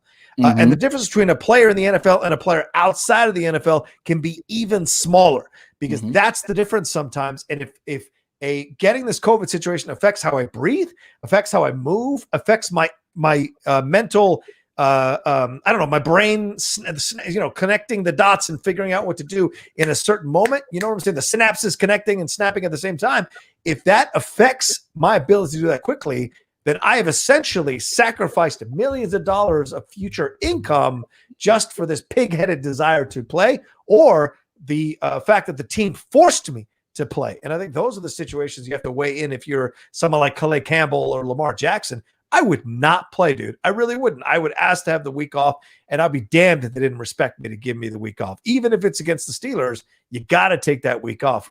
A momentary or temporary a game of possible victory is not worth more years or more games of your life where you can't play because you can't breathe or you've got issues. And we're still figuring out what the after effects of this thing is once you get it, Jay. Yeah, we were talking. We did our show, Blurs Out Dark. You had to see it. I'm not telling you what happened. All that stuff. We talked about. We talked about how we brought Roxy Stryer on, and she was talking about how one of her friends 6 months later, she originally had it back in March when everybody just thought it was a bad flu, right? All these different things. She's now having random moments of lack of smell and taste. She's losing energy and things like that. These are 6 months down the line. Again, things we didn't know because, of course, we've been in the midst of this. Yeah. And even when it comes to a vaccine, yes, the Pfizer one is at 94% efficacy, all these things. Right. And, the AstraZeneca one was at 75%. And they were like, yeah, push this out. And I was like, excuse me? Yeah. That is a C. What are you doing? That is a grade of a C. You don't give me no C vaccine. But we know that, hey, immediately it keeps you safe from COVID, right? Yeah, right. But we don't know the long-term effects of vaccines. Now, granted, I will say this, which I have not said before. Medical advancements happen all the time. Yeah, and we have advanced in technology and the ways of medicine in which we can know certain things ahead of time, what they will do. Science has evolved in that manner. I will give it that. But again, another sponsor of the vaccine, like I said earlier, is Pfizer. And Pfizer is the company that set out to give us a heart medication and gave us 4 hours of rock hard fucking. Okay. That's true. So what's to say that this vaccine ain't compound V from the boys? I've said it times before. That's a very good point, man. So that scene in Stir Crazy, I went to the doctor. He said I told him to kind of work on my leg, and they cut my dick off. They did what? Yeah, that's that lie. You see that? That is an extreme, sir. You never know. Taking these medicines. Hulk smash your mom. Okay. He says I've got Watson on my fantasy team, man. Fuller gone now. Damn. I guess it's Herbert time. The Ravens need to forfeit for their outbreak. Yeah, I don't. Is this the second time though with them an outbreak? Yeah, it is. It's like the Titans got fined like crazy because what they did, they decided to practice still. Yeah, exactly. But they didn't have several outbreaks. Like this is the actual second outbreak for the Baltimore Ravens. Like this isn't just, it's the first time. No, this is the second time that we've had this. And I agree. Again, I agree. They should be forced to forfeit the game. Yeah. But again, when you're looking at the implications of everything, what this game is the reason they won't do it. And like I said before, you'll set a bad precedent going forward. Yeah, it's true. It's true. Let's see. And this is the first game this year that's been postponed 3 times, Jay. The last game that got postponed twice was the Denver Broncos and the New England Patriots. They pushed that game from October 11th to October 12th. Can we talk about the Broncos? Yeah, let's move on. I was just going to say, let's talk about that too on October 18th. But my life. I mean, if they're not going to make they essentially pseudo made a team forfeit a game against the Saints, man, because they forced the Broncos to play that game instead of pushing. How come you're pushing Ravens Steelers, but you're not pushing Broncos? I ain't never seen so many Wildcat formations on the way. That poor kid. Shout out to that kid, man. Stepping in off the practice squad. Dude, he didn't study the game book or the playbook enough to be a quarterback. Practice. Did you hear they did? They didn't practice. He went 1 of 9. They said the Broncos went to the stadium that morning, and Vic Mangiano was like, "So listen, this is what the fuck is happening." He was like, "Let's just hope for the best." Yeah. And at the same time, you got the Saints who out here was just like, "Well, let's rack up these interceptions." The Saints were literally like, this is the easiest win we are ever going to get. Yeah. And the fact that at some point somebody should have pulled the plug out the game from the wall. Like, yo, and what they barely stopped from being shut out. Yeah. And I can't even listen. And here's the thing, coming out of this game, I can't even ding the Denver Broncos because it's a bad situation. Quarterback didn't know he had it, had meetings with these other guys, then found out he had it. So all these guys had close. So you got to shut them all down. Totally makes sense. A quarterback is going to be there a majority of the time. You can't have them talking to other players, getting sacked, whatever you affect. Okay, I get it totally. But Taysom Hill didn't like help his case any in this game here. You know, when he tore up the Falcons last week, we're just like, okay, you know, I was saying at least that kid, maybe they found something here with this kid. Maybe he's been waiting 4 years to start. He played really well. But in this game against a depleted Broncos team that had nothing to play for, he only went 9 of 16 for 78 yards and an interception, and he ran for 44 yards and 2 touchdowns. But like, yeah, he's always going to run for those touchdowns because they come in close. That being said, dude, 78 yards passing against a team that doesn't have a quarterback. Like you've been on the field. It was shocking to me to see that happen. Okay, you say that, but then you got to look at the yardage they were getting on the ground. This was a game where you let your running backs get off, right? Latavius Murray, 124 yards. Yeah, 2 Alvin touchdowns. Kamara, 54 yards. Like you said, Taysom Hill, 44 on his own. Yeah. So you're getting yards on the ground. So if we know our running game is strong, you don't need to throw. Save your arm. Yeah.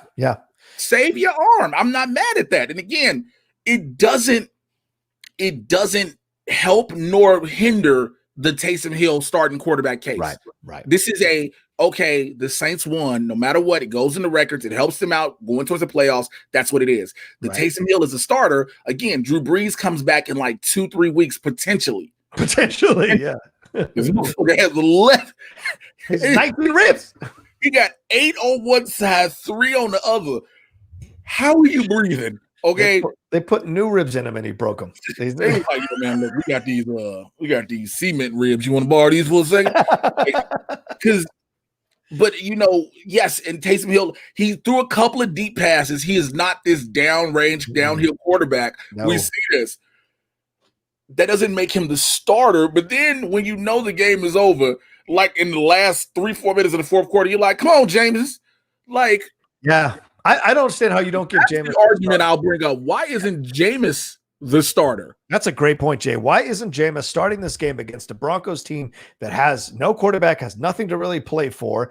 See what you got in Jameis. Let him have the start in the first half. See what he can do. Get his confidence. Figure out time with the receivers during game. Because you and I both know practice ain't the game, man. The game is a whole nother thing. And you figure out who you're vibing with, who you have chemistry with in terms of receivers, how you're running the offense.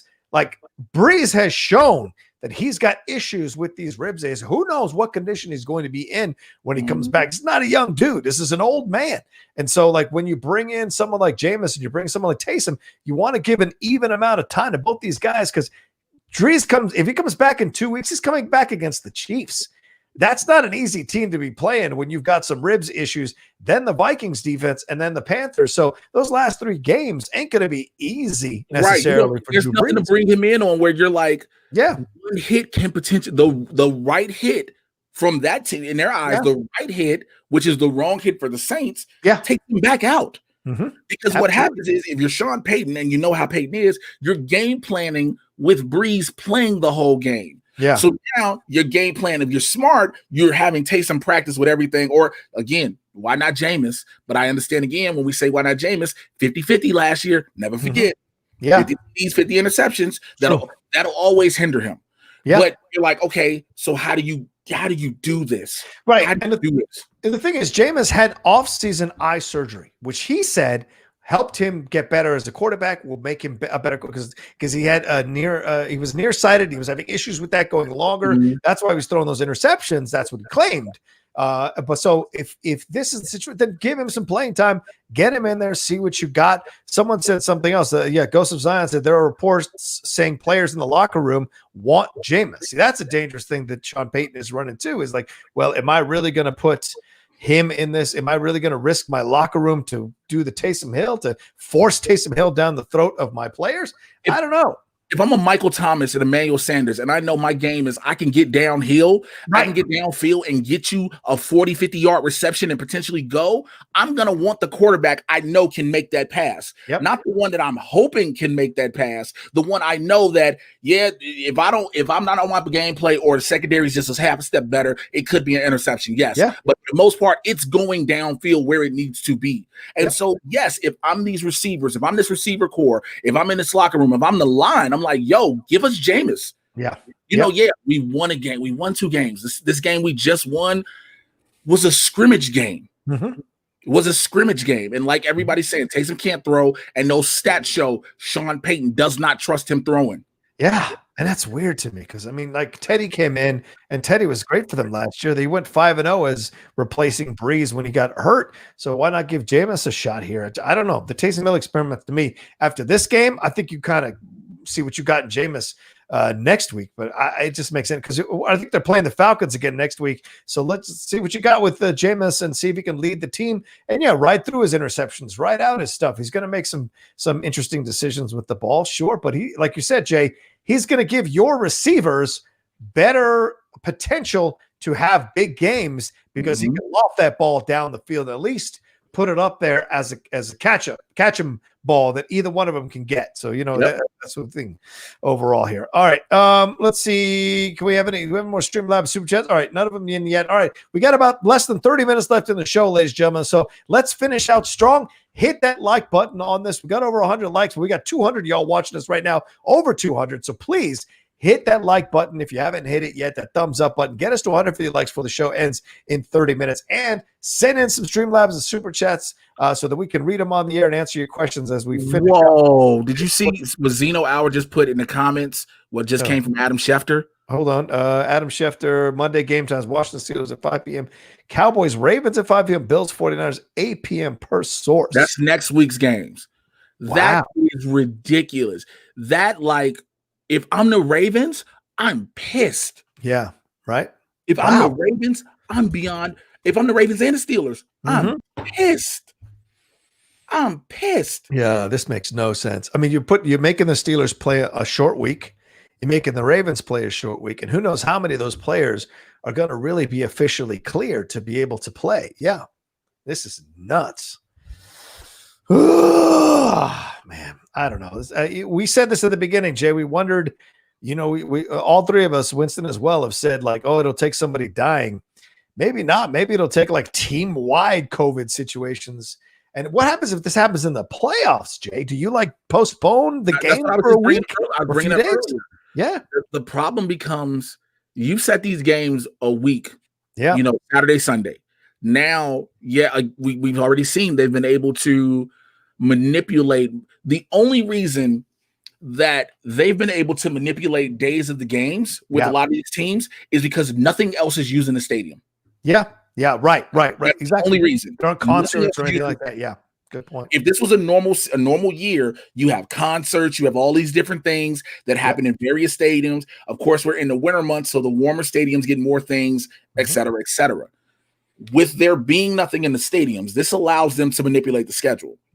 How much they'll be able to manipulate, granted, it's going to be January, so it works. There's remember, January is that throwaway month pretty much for everybody. Yeah. Movies, TV shows, some debut and premiere in January and whatnot. It gives them that thing. But depending on what happens, like you just said, if you get a full team outbreak, you cannot, no matter what, you can't push the Super Bowl. Yeah. Right. You can't, no matter what. The Super Bowl is set and locked, and that's the one thing that is not getting moved no matter what. Yeah. Unless the only thing that changes about the Super Bowl, it won't get its date moved. It can be canceled, but what's the odds of that happening? 0 to none, because everybody's bought that ad space up already. Yeah. It's going to happen one way or another, that Super Bowl. One way or another, that thing is happening. So, yeah, it's a good point. So what happens in the playoffs again, to go back to the playoffs? Yeah. What happens in the playoffs is a guess. It's a guessing game, man. It's a fucking it's a guessing game. Hard to swear, but it's weird. It's so weird because it's like you don't know. Because again, we're running this risk of something we've been building up to this moment, per se, if you will, all season. Yeah, we have. From the small amount of players to the massive amounts to the 2 outbreaks in one team. Yeah. We've been building up to that crescendo of a big event that should stifle the league. Yep. Yeah.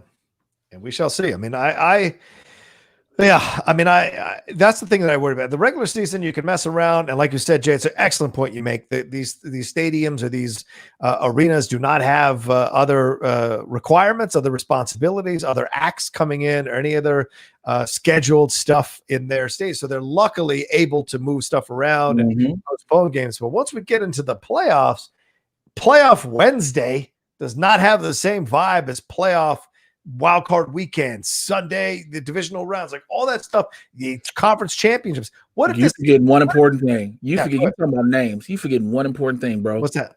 Advertisement. Yeah, and eyes. Right. Advertisement and eyes. Yep. Playoff football on a Wednesday is not going to get the eyes as playoff Saturday and playoff Sunday gets. Yep. Yeah. Exactly. They're lucky getting this Tuesday and Wednesday eyes. They're lucky getting these right now. Right. That's what I'm getting at, though. That's what I was saying. Nobody's going to be excited for playoff Wednesday. They're excited for playoff weekend to have a little fun doing that. So just a shame to see this all happening the way it's happening. We'll see. We'll see. All right. We got about 20 minutes left in the show. Keep sending in the StreamLabs super chats. Keep hitting that like button. Man, these Patriots took care of business against these Cardinals. Dude, do we start worrying about the Cardinals now, Jay? This is a couple of tough losses they've had recently here against teams that they should beat. They're 6-5 now, right now, and they've got the Rams next, which is a divisional game. Then they've got the Giants at the Giants, then the Eagles, the 49ers, who we said are getting better and getting healthier. Then they finish up at the Rams. So not necessarily a cake schedule or an easy schedule coming up. So losing to the Patriots by 3 points after they lost to the Seahawks by 7 and lost the Dolphins by 3 points. They've lost 3 out of the last 4 games, Jay, the Cardinals have, and they came into this game and the defense of the Patriots shut them down. They were averaging 441 yards a game, and the Patriots defense shut them down to 298. First time Kyler Murray has not thrown a touchdown pass all year. He had like 179 yards passing and some 70, 80 yards rushing and running. But in the end, the Patriots defense shut them down when it counted, and Nick Folk hit a game-winning field goal. By the way, Cam Newton did not play well at all. That's what I was saying. The ball. So we're looking at, the defense for both teams stepped up. Let's say the offense may not have been as productive as we wanted it, but the defense has stepped up on both sides of the ball. Very good point. And so, granted, again, this league is predicated on wins and losses, no matter what. It's wins and losses, W's and L's. And yes, we always talk about, man, they only lost by a field goal. And it's literally a field goal. But it's something to say that about the teams when that's all you lose by. Again, granted, Kyler Murray, 23, 34, 170. Cam Newton, 9 of 18 for 84 yards. That's 84 yards. You're a starting quarterback in the NFL. With 2 interceptions, no touchdowns. Yeah, man. I mean, they're 5-6. They're not technically out of the running for a wild card position here. You can forget the division, but they're not technically out of a wild card position. But still, I mean, this is the team that's stumbling towards the end of the season. And aside from that defense, there's no real. And Burkhead went out for the season.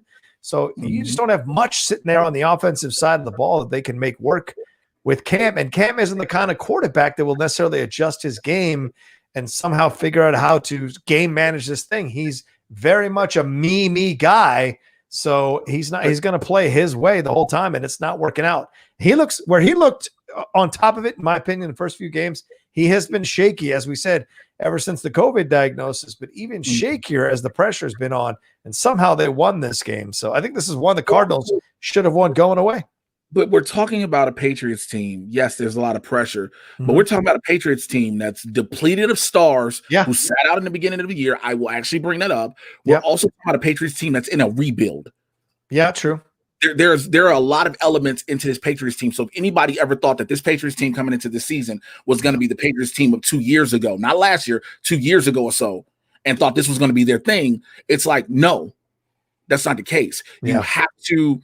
This is a team. We got to see what happens with a full squad in a full season, in a regular season. Yeah. You get what I'm saying? Yeah. In a regular season vibe. Then we can say, okay, let's see what happens. Again, yes, the Cardinals, Kyler Murray, one moment is on top of the world. Mm-hmm. Next moment, you're like, what's going on? Yeah. So it's a dual-sided, it's a double-headed coin. Yeah. Because it's heads on both sides. Like, yeah, there's the positive looks of things, but you got to remember what everything is. You got to remember what, again, did we literally look at the Cardinals as saying, going into the season, did anybody look at the Cardinals and say, this is a team to be worried about? Right. No, right. We didn't. Mm-hmm. We didn't. Let's just be honest. We didn't. Yeah. The Patriots, we all said, let's see what happens, what Bill Belichick can do with Cam Newton. That is literally all anyone has said outside of a lot of their stars have voluntarily sat out. Right. So these are two teams in which you're just like, hey, it is what it is. Right. Yeah.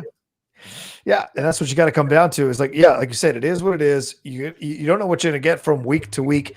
And this is still Kyler Murray's second year, Cliff Kingsbury's second year coaching him. So, and they were doing well, but they've taken some losses recently, as I mentioned earlier. So will they kind of make some adjustments or have teams started figuring them out, Jay, and they're not able to pull off the things that they were pulling off at the beginning of the season? The NFL is like that. You can start off well, but if you don't plan ahead for what might possibly be teams figuring out your defense or your offensive system before they play you later in the year, especially divisional teams who play you twice a year, then you're not going to win many titles or get into the playoffs too many times. That's kind of where we're at right now. So, but if Belichick finds a way to get his team into the playoffs, it'll be one of the greatest coaching jobs he's ever done, for God's sakes. Tushka, what's up, Tushka? How are you, bud? Good to see you. He said, what's up, Winston-less crew? He was here in the first 45 minutes. Tushka. So go back and watch that if you want with some Winston love. Assuming we get to the playoffs. Conversation we just literally had. What teams are you picking for the championship games? I, of course, have my Chiefs playing the Titans. I also think the Bucs could get stronger and end up playing the Packers. Thoughts, Jay? Fuck out of here. I go Saints, Packers, NFC, off jump. I go Saints, Packers. I'll go Chiefs, Steelers. Ooh, good. I like that. No, because they'll be 1-2. Yeah. They'll be 1-2, so that can't happen. In the conference championship game, they could happen, right? 1-2. No, because they could. Mm-hmm. They could and win in the conference. Yeah, Chiefs, Steelers in the championship. That's what I'm giving for the AFC. NFC, Saints, Packers. Yeah, I like the way you're going, Jay. Assuming there's no COVID situation, assuming there's no issues with the Steelers that come up, any injuries or whatever, I think you're right. I think Chiefs, Steelers. I think it's going to be interesting. Mike Tomlin versus Andy Reid. Who is going to blink first? The Steelers defense is getting stronger and stronger every week. How will they fare against that Kansas City offense with all those different weapons they have on them? That's exciting to think about. I think if Drew Brees comes back and he's just Drew Brees. Drew Brees comes back and he's just, sometimes I talk too fast. He comes back and he is good to go and those ribs are healed. I think the Saints have it all in their hands to get to that championship game against the Packers. I agree. And I don't trust the Packers to win it because I still think some of their play calling is suspect overall. And I don't trust that defense as strongly as I trust that Saints defense. So I would definitely take Saints over that. But that being said, the Seahawks could roll up in here and mess everything up. I don't discount the Seahawks I need them to stay consistent. You know what? I'm sorry. There is an AFC team who could fuck around and be the sleeper. Who's the dark horse? Who's that? The Browns. Yeah. Dude, listen. As much as we do not want to say it, the Cleveland Browns are 8-3. Yeah, they're 8-3, and they had a good, strong win yesterday when they were tested. Baker Mayfield stepped up. That quarterback can throw the ball, ladies and gentlemen. Again, we've said a while, they had to be consistent. Yeah. For us to literally look at them. You're pretty consistent if you're 8-3 now. Yeah. I'm gonna take a look real quick at this situation here with the conference because you're right. You might be absolutely right here. Wow. Okay. All right. Let's see. Standings. We go by conference. Yeah. Pittsburgh, Kansas City, Tennessee, Buffalo. Cleveland is right there. Cleveland is 5th right there. And probably only behind Buffalo because of the difference in point difference there. They've won 3 in a row, by the way, while the Bills have only won 1 recently because they lost. They're number 5. So the playoffs started today. The Steelers would play the shit. 1, 2, 3, 4, 5, 6, 7. Yeah, Steelers play the Colts, right? No, Steelers will play the Dolphins. Steelers will play the Dolphins. No, Steelers have a bye. I'm sorry. Steelers have a bye. Chiefs will play the Colts. Right. Chiefs will play the Colts. Titans will play the Dolphins. Bills play the Browns. Right. And Packers would play the Cardinals. Seahawks, the Bucks, Giants, Rams. Oh, man. The Rams. This is if the playoffs started today. Wow. But my Redskins would be in there. I mean, sorry. The Washington football team or the Giants would be in there at this point. The Giants would be at 4. Whoever has the NFC East is going to get 4 for sure. But right now, is if it started today, it's the Giants. Right. New Orleans, Green Bay, Seattle, and the Rams. So if we move the Giants or Washington in that 4th spot, that's who plays the Tampa Bay Buccaneers at this point. No, they get the Rams. They get the Rams? 4 and 5 play each other. Right. No, but the Rams moved down. You're right. The Rams moved down. My bad. You're absolutely right. Okay. Mm-hmm. Damn. Yeah. Damn. All right. Oh, this will be crazy. All right. So I don't know if the Vikings get in there. I don't know. I think they can upset the apple cart. But yeah, it seems like the Seahawks and the Titans or the Browns. That's a great choice, Jay. Actually, I can't top the Browns. That's a great choice. I mean, we're talking about when you sit there and look at it again, I know what I've said throughout the season thus far. And I'm not, again, don't by any means think I'm completely discounting the Bills and what they're doing. Yeah. But the Browns have been surprising these last few weeks. Yes, they have. They've won 3 in a row. So you got to give them some credit. Do they have they have the Titans next at Tennessee, then the Ravens, then at the Giants, then at the Jets, then they play the Steelers. So they could be playing. They're probably not playing the Steelers for the divisional win, but they could be playing the Steelers if they beat the Ravens and the Steelers on this run, Jay, then all these questions about Baker being able to play up to the big game of the Browns being but also it's going to depend on what Nick Chubb and Kareem Hunt do. True. Because that's another thing. Let's just, we're putting it on Baker Mayfield. Yeah, absolutely. Because that's QB, that's who you're going to look to. Yep. But if that run game stays the way that run game has been with the 2 of them in that backfield, that's dangerous. You're going to have a solid defense against the run. Yeah. Yep, I agree. We got one more. We got another StreamLab that rolled in through here. Let's see. It's from Spell Go. He says, I want to comment on how yesterday's crash at the Formula One Bahrain Grand Prix with Romain Grosjean proved that the halo works. Some people complain how ugly the halo looks on the cars, but that argument is closed with how necessary the halo is for F1. So did you see the crash, Jay? I didn't see anything in social media at all. So normally crashing, I'll be honest, crashes, they will always trend somehow, some way. And unfortunately, I didn't see anything. So let me see if I can share my screen and we can watch this crash real quick. It's the greatest thing ever. Let's see if we can watch this crash together, ladies and gentlemen. Well, if they've got a small version of it. But yeah, the Grosjean came out and did say that the halo worked for him. So he was very positive because he had been kind of against it. From what I understand, from what I'd seen, he'd been kind of against it, and then was 100% behind it after it happened. No, it doesn't look like there's a 6-second version of this crash. So again, the crash you can show. I keep telling you, it's audio. You're not really okay. Yes, they're listening to audio. They're not looking at video. And plus, if you talk over it, it's also better. So okay, let me unmute the mic. Or you gotta unmute it once you share the video. Once you share the video and play it. Listen here, Dad. Look here, son. I get your technologically not advanced. I am totally fine.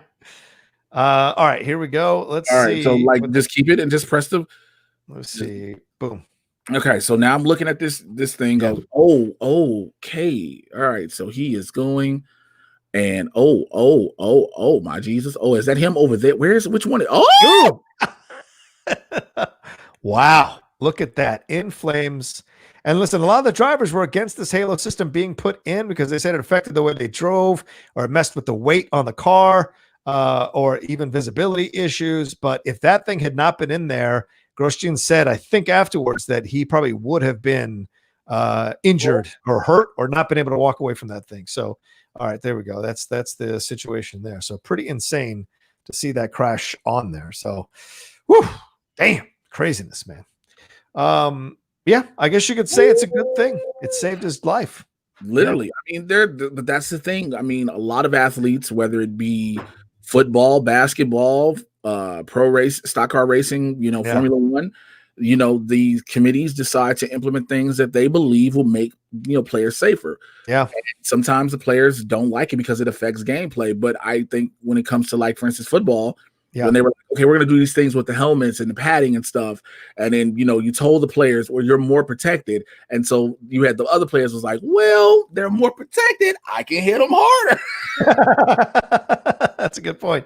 And you had that happen a lot. So, yeah. Grosjean said this afterwards while he was in the hospital. He said, I wasn't for the Halo some years ago, but I think it's the greatest thing. We brought it to Formula One, and without it, I wouldn't be able to speak to you today.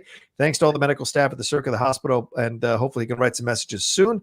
And the Halo protected his head from the upper part of the barrier, and Lewis Hamilton, one of the champion F1 racers, said, I'm glad that was in there, because if not, he essentially implied that barrier would have sliced off his head. Jesus Christ. So, yeah, you got to give some props to the Halo and that it worked. So, pretty incredible stuff, man. And Ghost of Zion's right. They are crashing at 200 miles per hour. That is no joke, ladies and gentlemen. No. Could you imagine? Joke. Like, I hate to sound gruesome. I hate to be that person, but we've seen horrific crashes. We know remember the horrific crash that took Dale Earnhart's life. Yeah, true. Yep. Could you imagine seeing a Formula One racer, because they're live, having something happen where they're decapitated? Right. I mean, just like, what did they do for the sport? Right. And for the drivers, for God's sake. And like that's what I'm saying. But when I say the sport, I mean the drivers as a whole and everything. Like, granted, we know the risk. Again, that's why you have crashes that happen, and again, you still have NASCAR drivers, your Formula One drivers, and everything. Yep. To hear a driver say, if it wasn't for this, I'd have been decapitated. Yeah. Oof, it's true.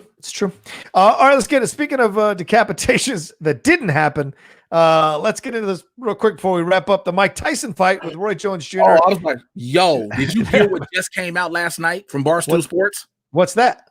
Mike was high. Oh, yes. He had smoked before the match, before the fight, and then smoked after the fight. Before the fight to calm his nerve, which still took care of Roy Jones. That's what I was going to say. If I'm Roy Jones Jr., I'm terrified because I'm like, yo, that's mellow Mike Tyson. It's a good point. That's a good point, man. Because you saw the fight, right? We all saw it. I watched it, man. The battle for the big piece of chicken. We all saw that. That's what it's a battle for the big piece of chicken, baby. But I mean, Tyson was trying to bring the fight to Roy. Roy was just doing the best he could to stay out of the situation. But Roy was like, "Hey, what the fuck? This is with charity." Yeah, he's like, "This is supposed to be an exhibition." Bam. Because every time they go to Roy's corner, he was like, "Yeah, I can try to do this," but Mike Tyson at 54 years old is terrifyingly still fast and agile. Yeah. At 54 years old, is able to, do all that. And Roy took all them body shots Mike gave him. But them ribs is hurt. But again, this is a mellow Mike. That is a mellow Mike Tyson giving you body shots. Yeah. To calm his nerves. Can you imagine if the nerves are gone? Yeah. And he just says, "Let's do this." Yeah. Yeah. And he just goes crazy. He's like, "I want to eat your children," back to the old school Mike Tyson. I swear to God, I'm going to eat your babies. So, you know what I'm saying? I know where your babies come from, but I'm going to eat them as soon as they come out. You know what I'm saying? They're born, they come out the birth canal. And I swear to God, I'm going to take them with the placenta. And I'm going to eat the placenta. I'm going to eat it like a snow cone. Like, you know what I'm saying? It's going to be beautiful. But this is what I'm going to do. I'm going to knock them out. You're like, yo, brother, that's way descriptive. Do you think you should fight? Do you think he should pull a George Foreman and put himself back in the ring for real against these guys, these younger guys? I need to see 1 or 2 regular fights first. Yeah. Take at least one fight. Take at least one fight. Take at least one fight. Yeah. Because also, like Roy Jones, like Jim Gray was asking Roy Jones, he was like, yo, so people thought you was finna get mollywopped and how they felt. And then Mike Tyson's like, what about me? Nobody care about my ass. How they don't care about me? You know what I'm saying? I'm 54 fucking years old. I'm just doing this. I'm not, he's been in the weight 30 years. I've been in the weight 15 fucking years. Like, what are you doing? Like, hold on. You're like, yo, Mike, calm down. No, they said, nobody cares about Mike. You know what I'm saying? Mike got to do what Mike got to do. That's why I got a tattoo. You know what I'm saying? That's why I started this league. You know what I'm saying? I started it because they didn't want to, then they called the bullshit a draw. How was a draw? He ran around the ring the whole time. What the fuck is he doing? You know, said, listen, Tim Boy, if we do this again, Roy, we got to do this one more time. And Roy Jones Jr. was like, no, nigga. The fact that Roy Jones Jr. I don't know how many people paid attention to it before it was announced, came out to his own album. Yep. He came out to his own album. I like the fact that he somebody put a tweet up of Uncle Phil laughing at Will Smith in Fresh Prince when he's like, are we going to do this? And he goes, we. Mike Tyson came out with the beanie, the towel, shorts, and no socks. When I tell you, this wasn't a Mike Tyson that was like, this is an exhibition fight, and I'm doing this for charity because I feel like people need it, and we can do this. We can raise money for everybody. No, he was like, I'm Mike Tyson, and we're doing this for charity, and we're not supposed to knock people out, but if I fucking knock them out, I knock them out. But that's what Roy Jones wants. He wants a real fight, you know what I'm saying? Roy knows that when we do this, the barbecue grill is in the back of the Staples Center, you know what I'm saying? I got them cooking ribs, but while they're cooking ribs on that grill, I'm going to cook the ribs in the ring, you know what I'm saying? I'm going to take Mike. You're like, whoa, Jesus. Like, it was, like I said, Snoop Dogg was the MVP. Oh, my God. It was incredible. Absolutely agreed. One last thing. Matt Patricia got fired by the Lions. So did their GM. Any surprise here? I mean, like, the parents can't do that, you know. They're being sent on to that unemployed pasture in the sky of the NFL.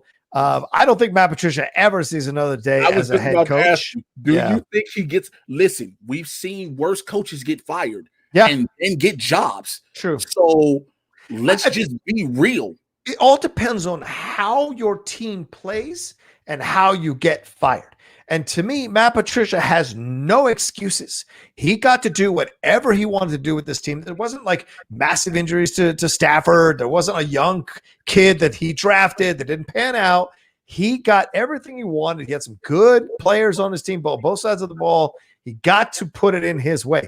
And you look at Mike Vrabel, who got hired around the same time for Tennessee, and you see the difference. You see the difference between these two gentlemen.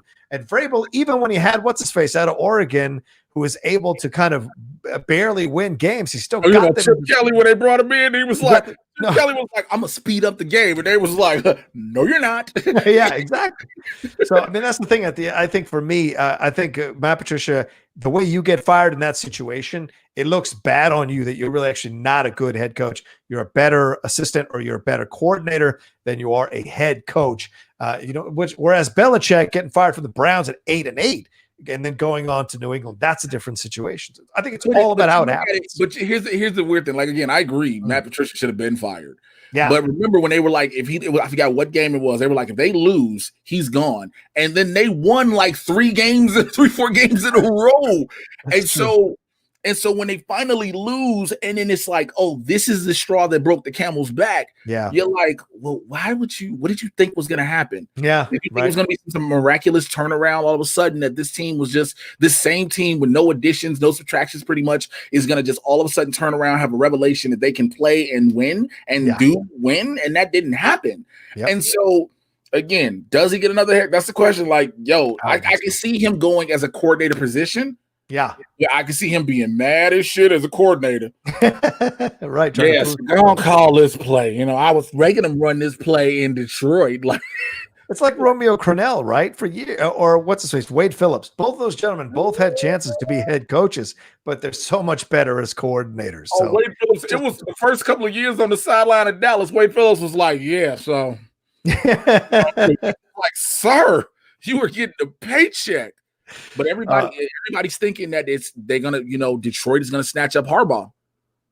Oh yeah, maybe. Think about it. He won't have to move. He's crashing out with Michigan right now, so I guess that's a big splash. I guess. I mean, think about it. Get Jim Harbaugh. Coach college kids. How can he coach pros? Well, he's already done it before. That's true. That's the thing. You got to remember, a lot of times we look at these coaches when they go from the NFL to college, and you're like, oh, you handle grown men with egos. You can handle these up-and-coming young men. Right. And that coach has to remember these aren't the same grown men with egos I'm dealing with. Now, here's the case in the locker room in Michigan, but if you're the Detroit Lions head front office, you're like, oh, he ain't got to move. Right. All he got to do is just come to the office and come sign it. We ain't got to fly him in. We ain't got to put him up. We ain't even got to feed his ass food because he can go to fuck home and eat. Like, that's a good point. Well, the question is, do you hire him as your GM and your coach? Because both those slots are open right now. You take that chance, for God's sakes. Hey, man. Look, Savishka Production said in the comments, there's a reason Saban stayed in college. Yeah, because he's not a head foot. That's the difference is he's not an NFL coach. No, he's not. You can't bully those young men. Oh, you can't bully players like he bullies them in Alabama. Yeah, you can bully them in Alabama. You can't bully them. And plus, he's making way more money. Which also, how many times is Nick Saban gonna get COVID? Yeah, dude, seriously. Remember when he said that was the safest place for Bama players to be is on campus? They're all getting it right now. I like this, what Connor Pearson Ward put on. He said, Lions fans were donated to Sean Watson's foundation as a thank you for getting Patricia fired. Damn. Hey, how do you go on social media? Listen, I want to thank all of the Detroit Lions fans for their great support now pouring. Look, it's sad that your team lost their coach and GM, but look, my foundation really thanks you guys right now. From the bottom of my heart, please continue to support till you get a new head coach and one that can actually help you win. We believe it. Exactly. All right, we should wrap it up there. Ladies and gentlemen, it is 4:02. After we're done here, please jump over and watch Winston on the Inner Geekdom Show on the That's at 5 o'clock tonight. Oh, it's at 5 tonight? Okay. It's at 5 p.m. tonight Pacific. So that's in an hour. I guess. Check that out.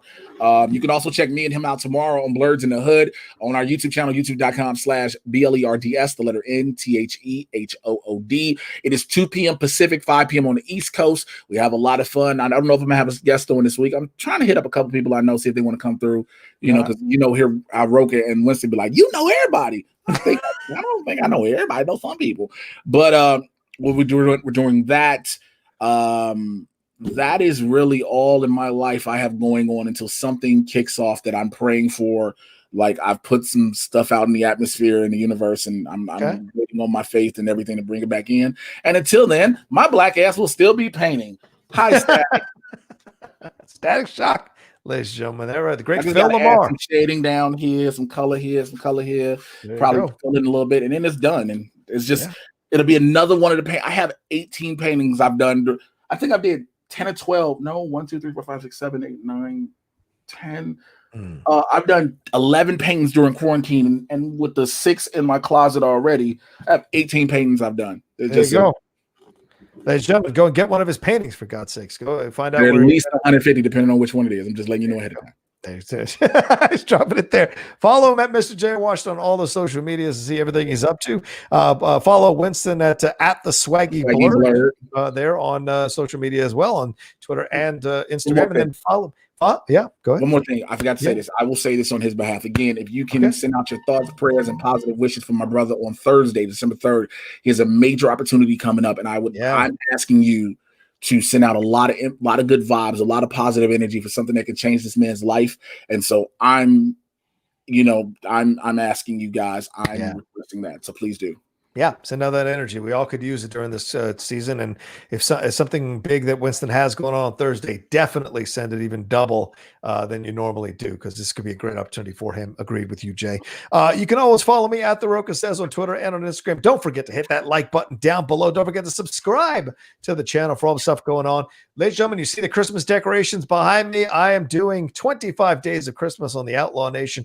Every day in the morning, I think there will be a new review of a Christmas movie that I drop just to keep people in the spirit, kind of elevate spirits, make people laugh a little bit, hopefully, and just put some positivity out. And of course, force me to do more reviews on the channel as well. So look for those. That'll be probably 10 to 15 minutes. I haven't had the feeling throughout all this. Like, I know it's easy to do a bunch of reviews now.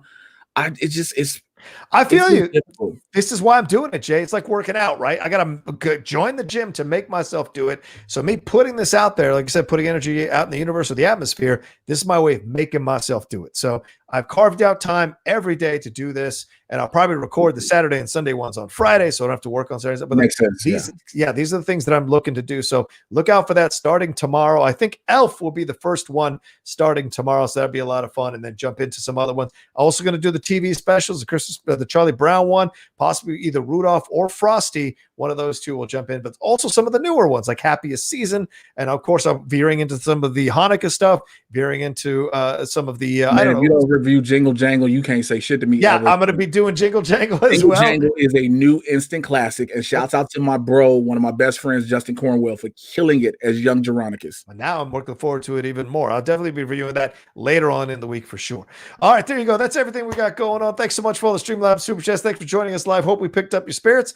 You definitely picked up ours. At least I can say that, and I hope Jay feels the same way. Thank you all so much. It's always fun to see you guys. Thanks to Winston A. Marshall. And then we'll talk to you next time with another brand new live episode of Game Time next week here, back at our regular scheduled time of 2 p.m. PT going forward. Plan it, put it in your calendars. That's the deal. All right, y'all be safe. Wear your mask, practice social distancing, and take care of yourselves, and come back and see us next week. Peace.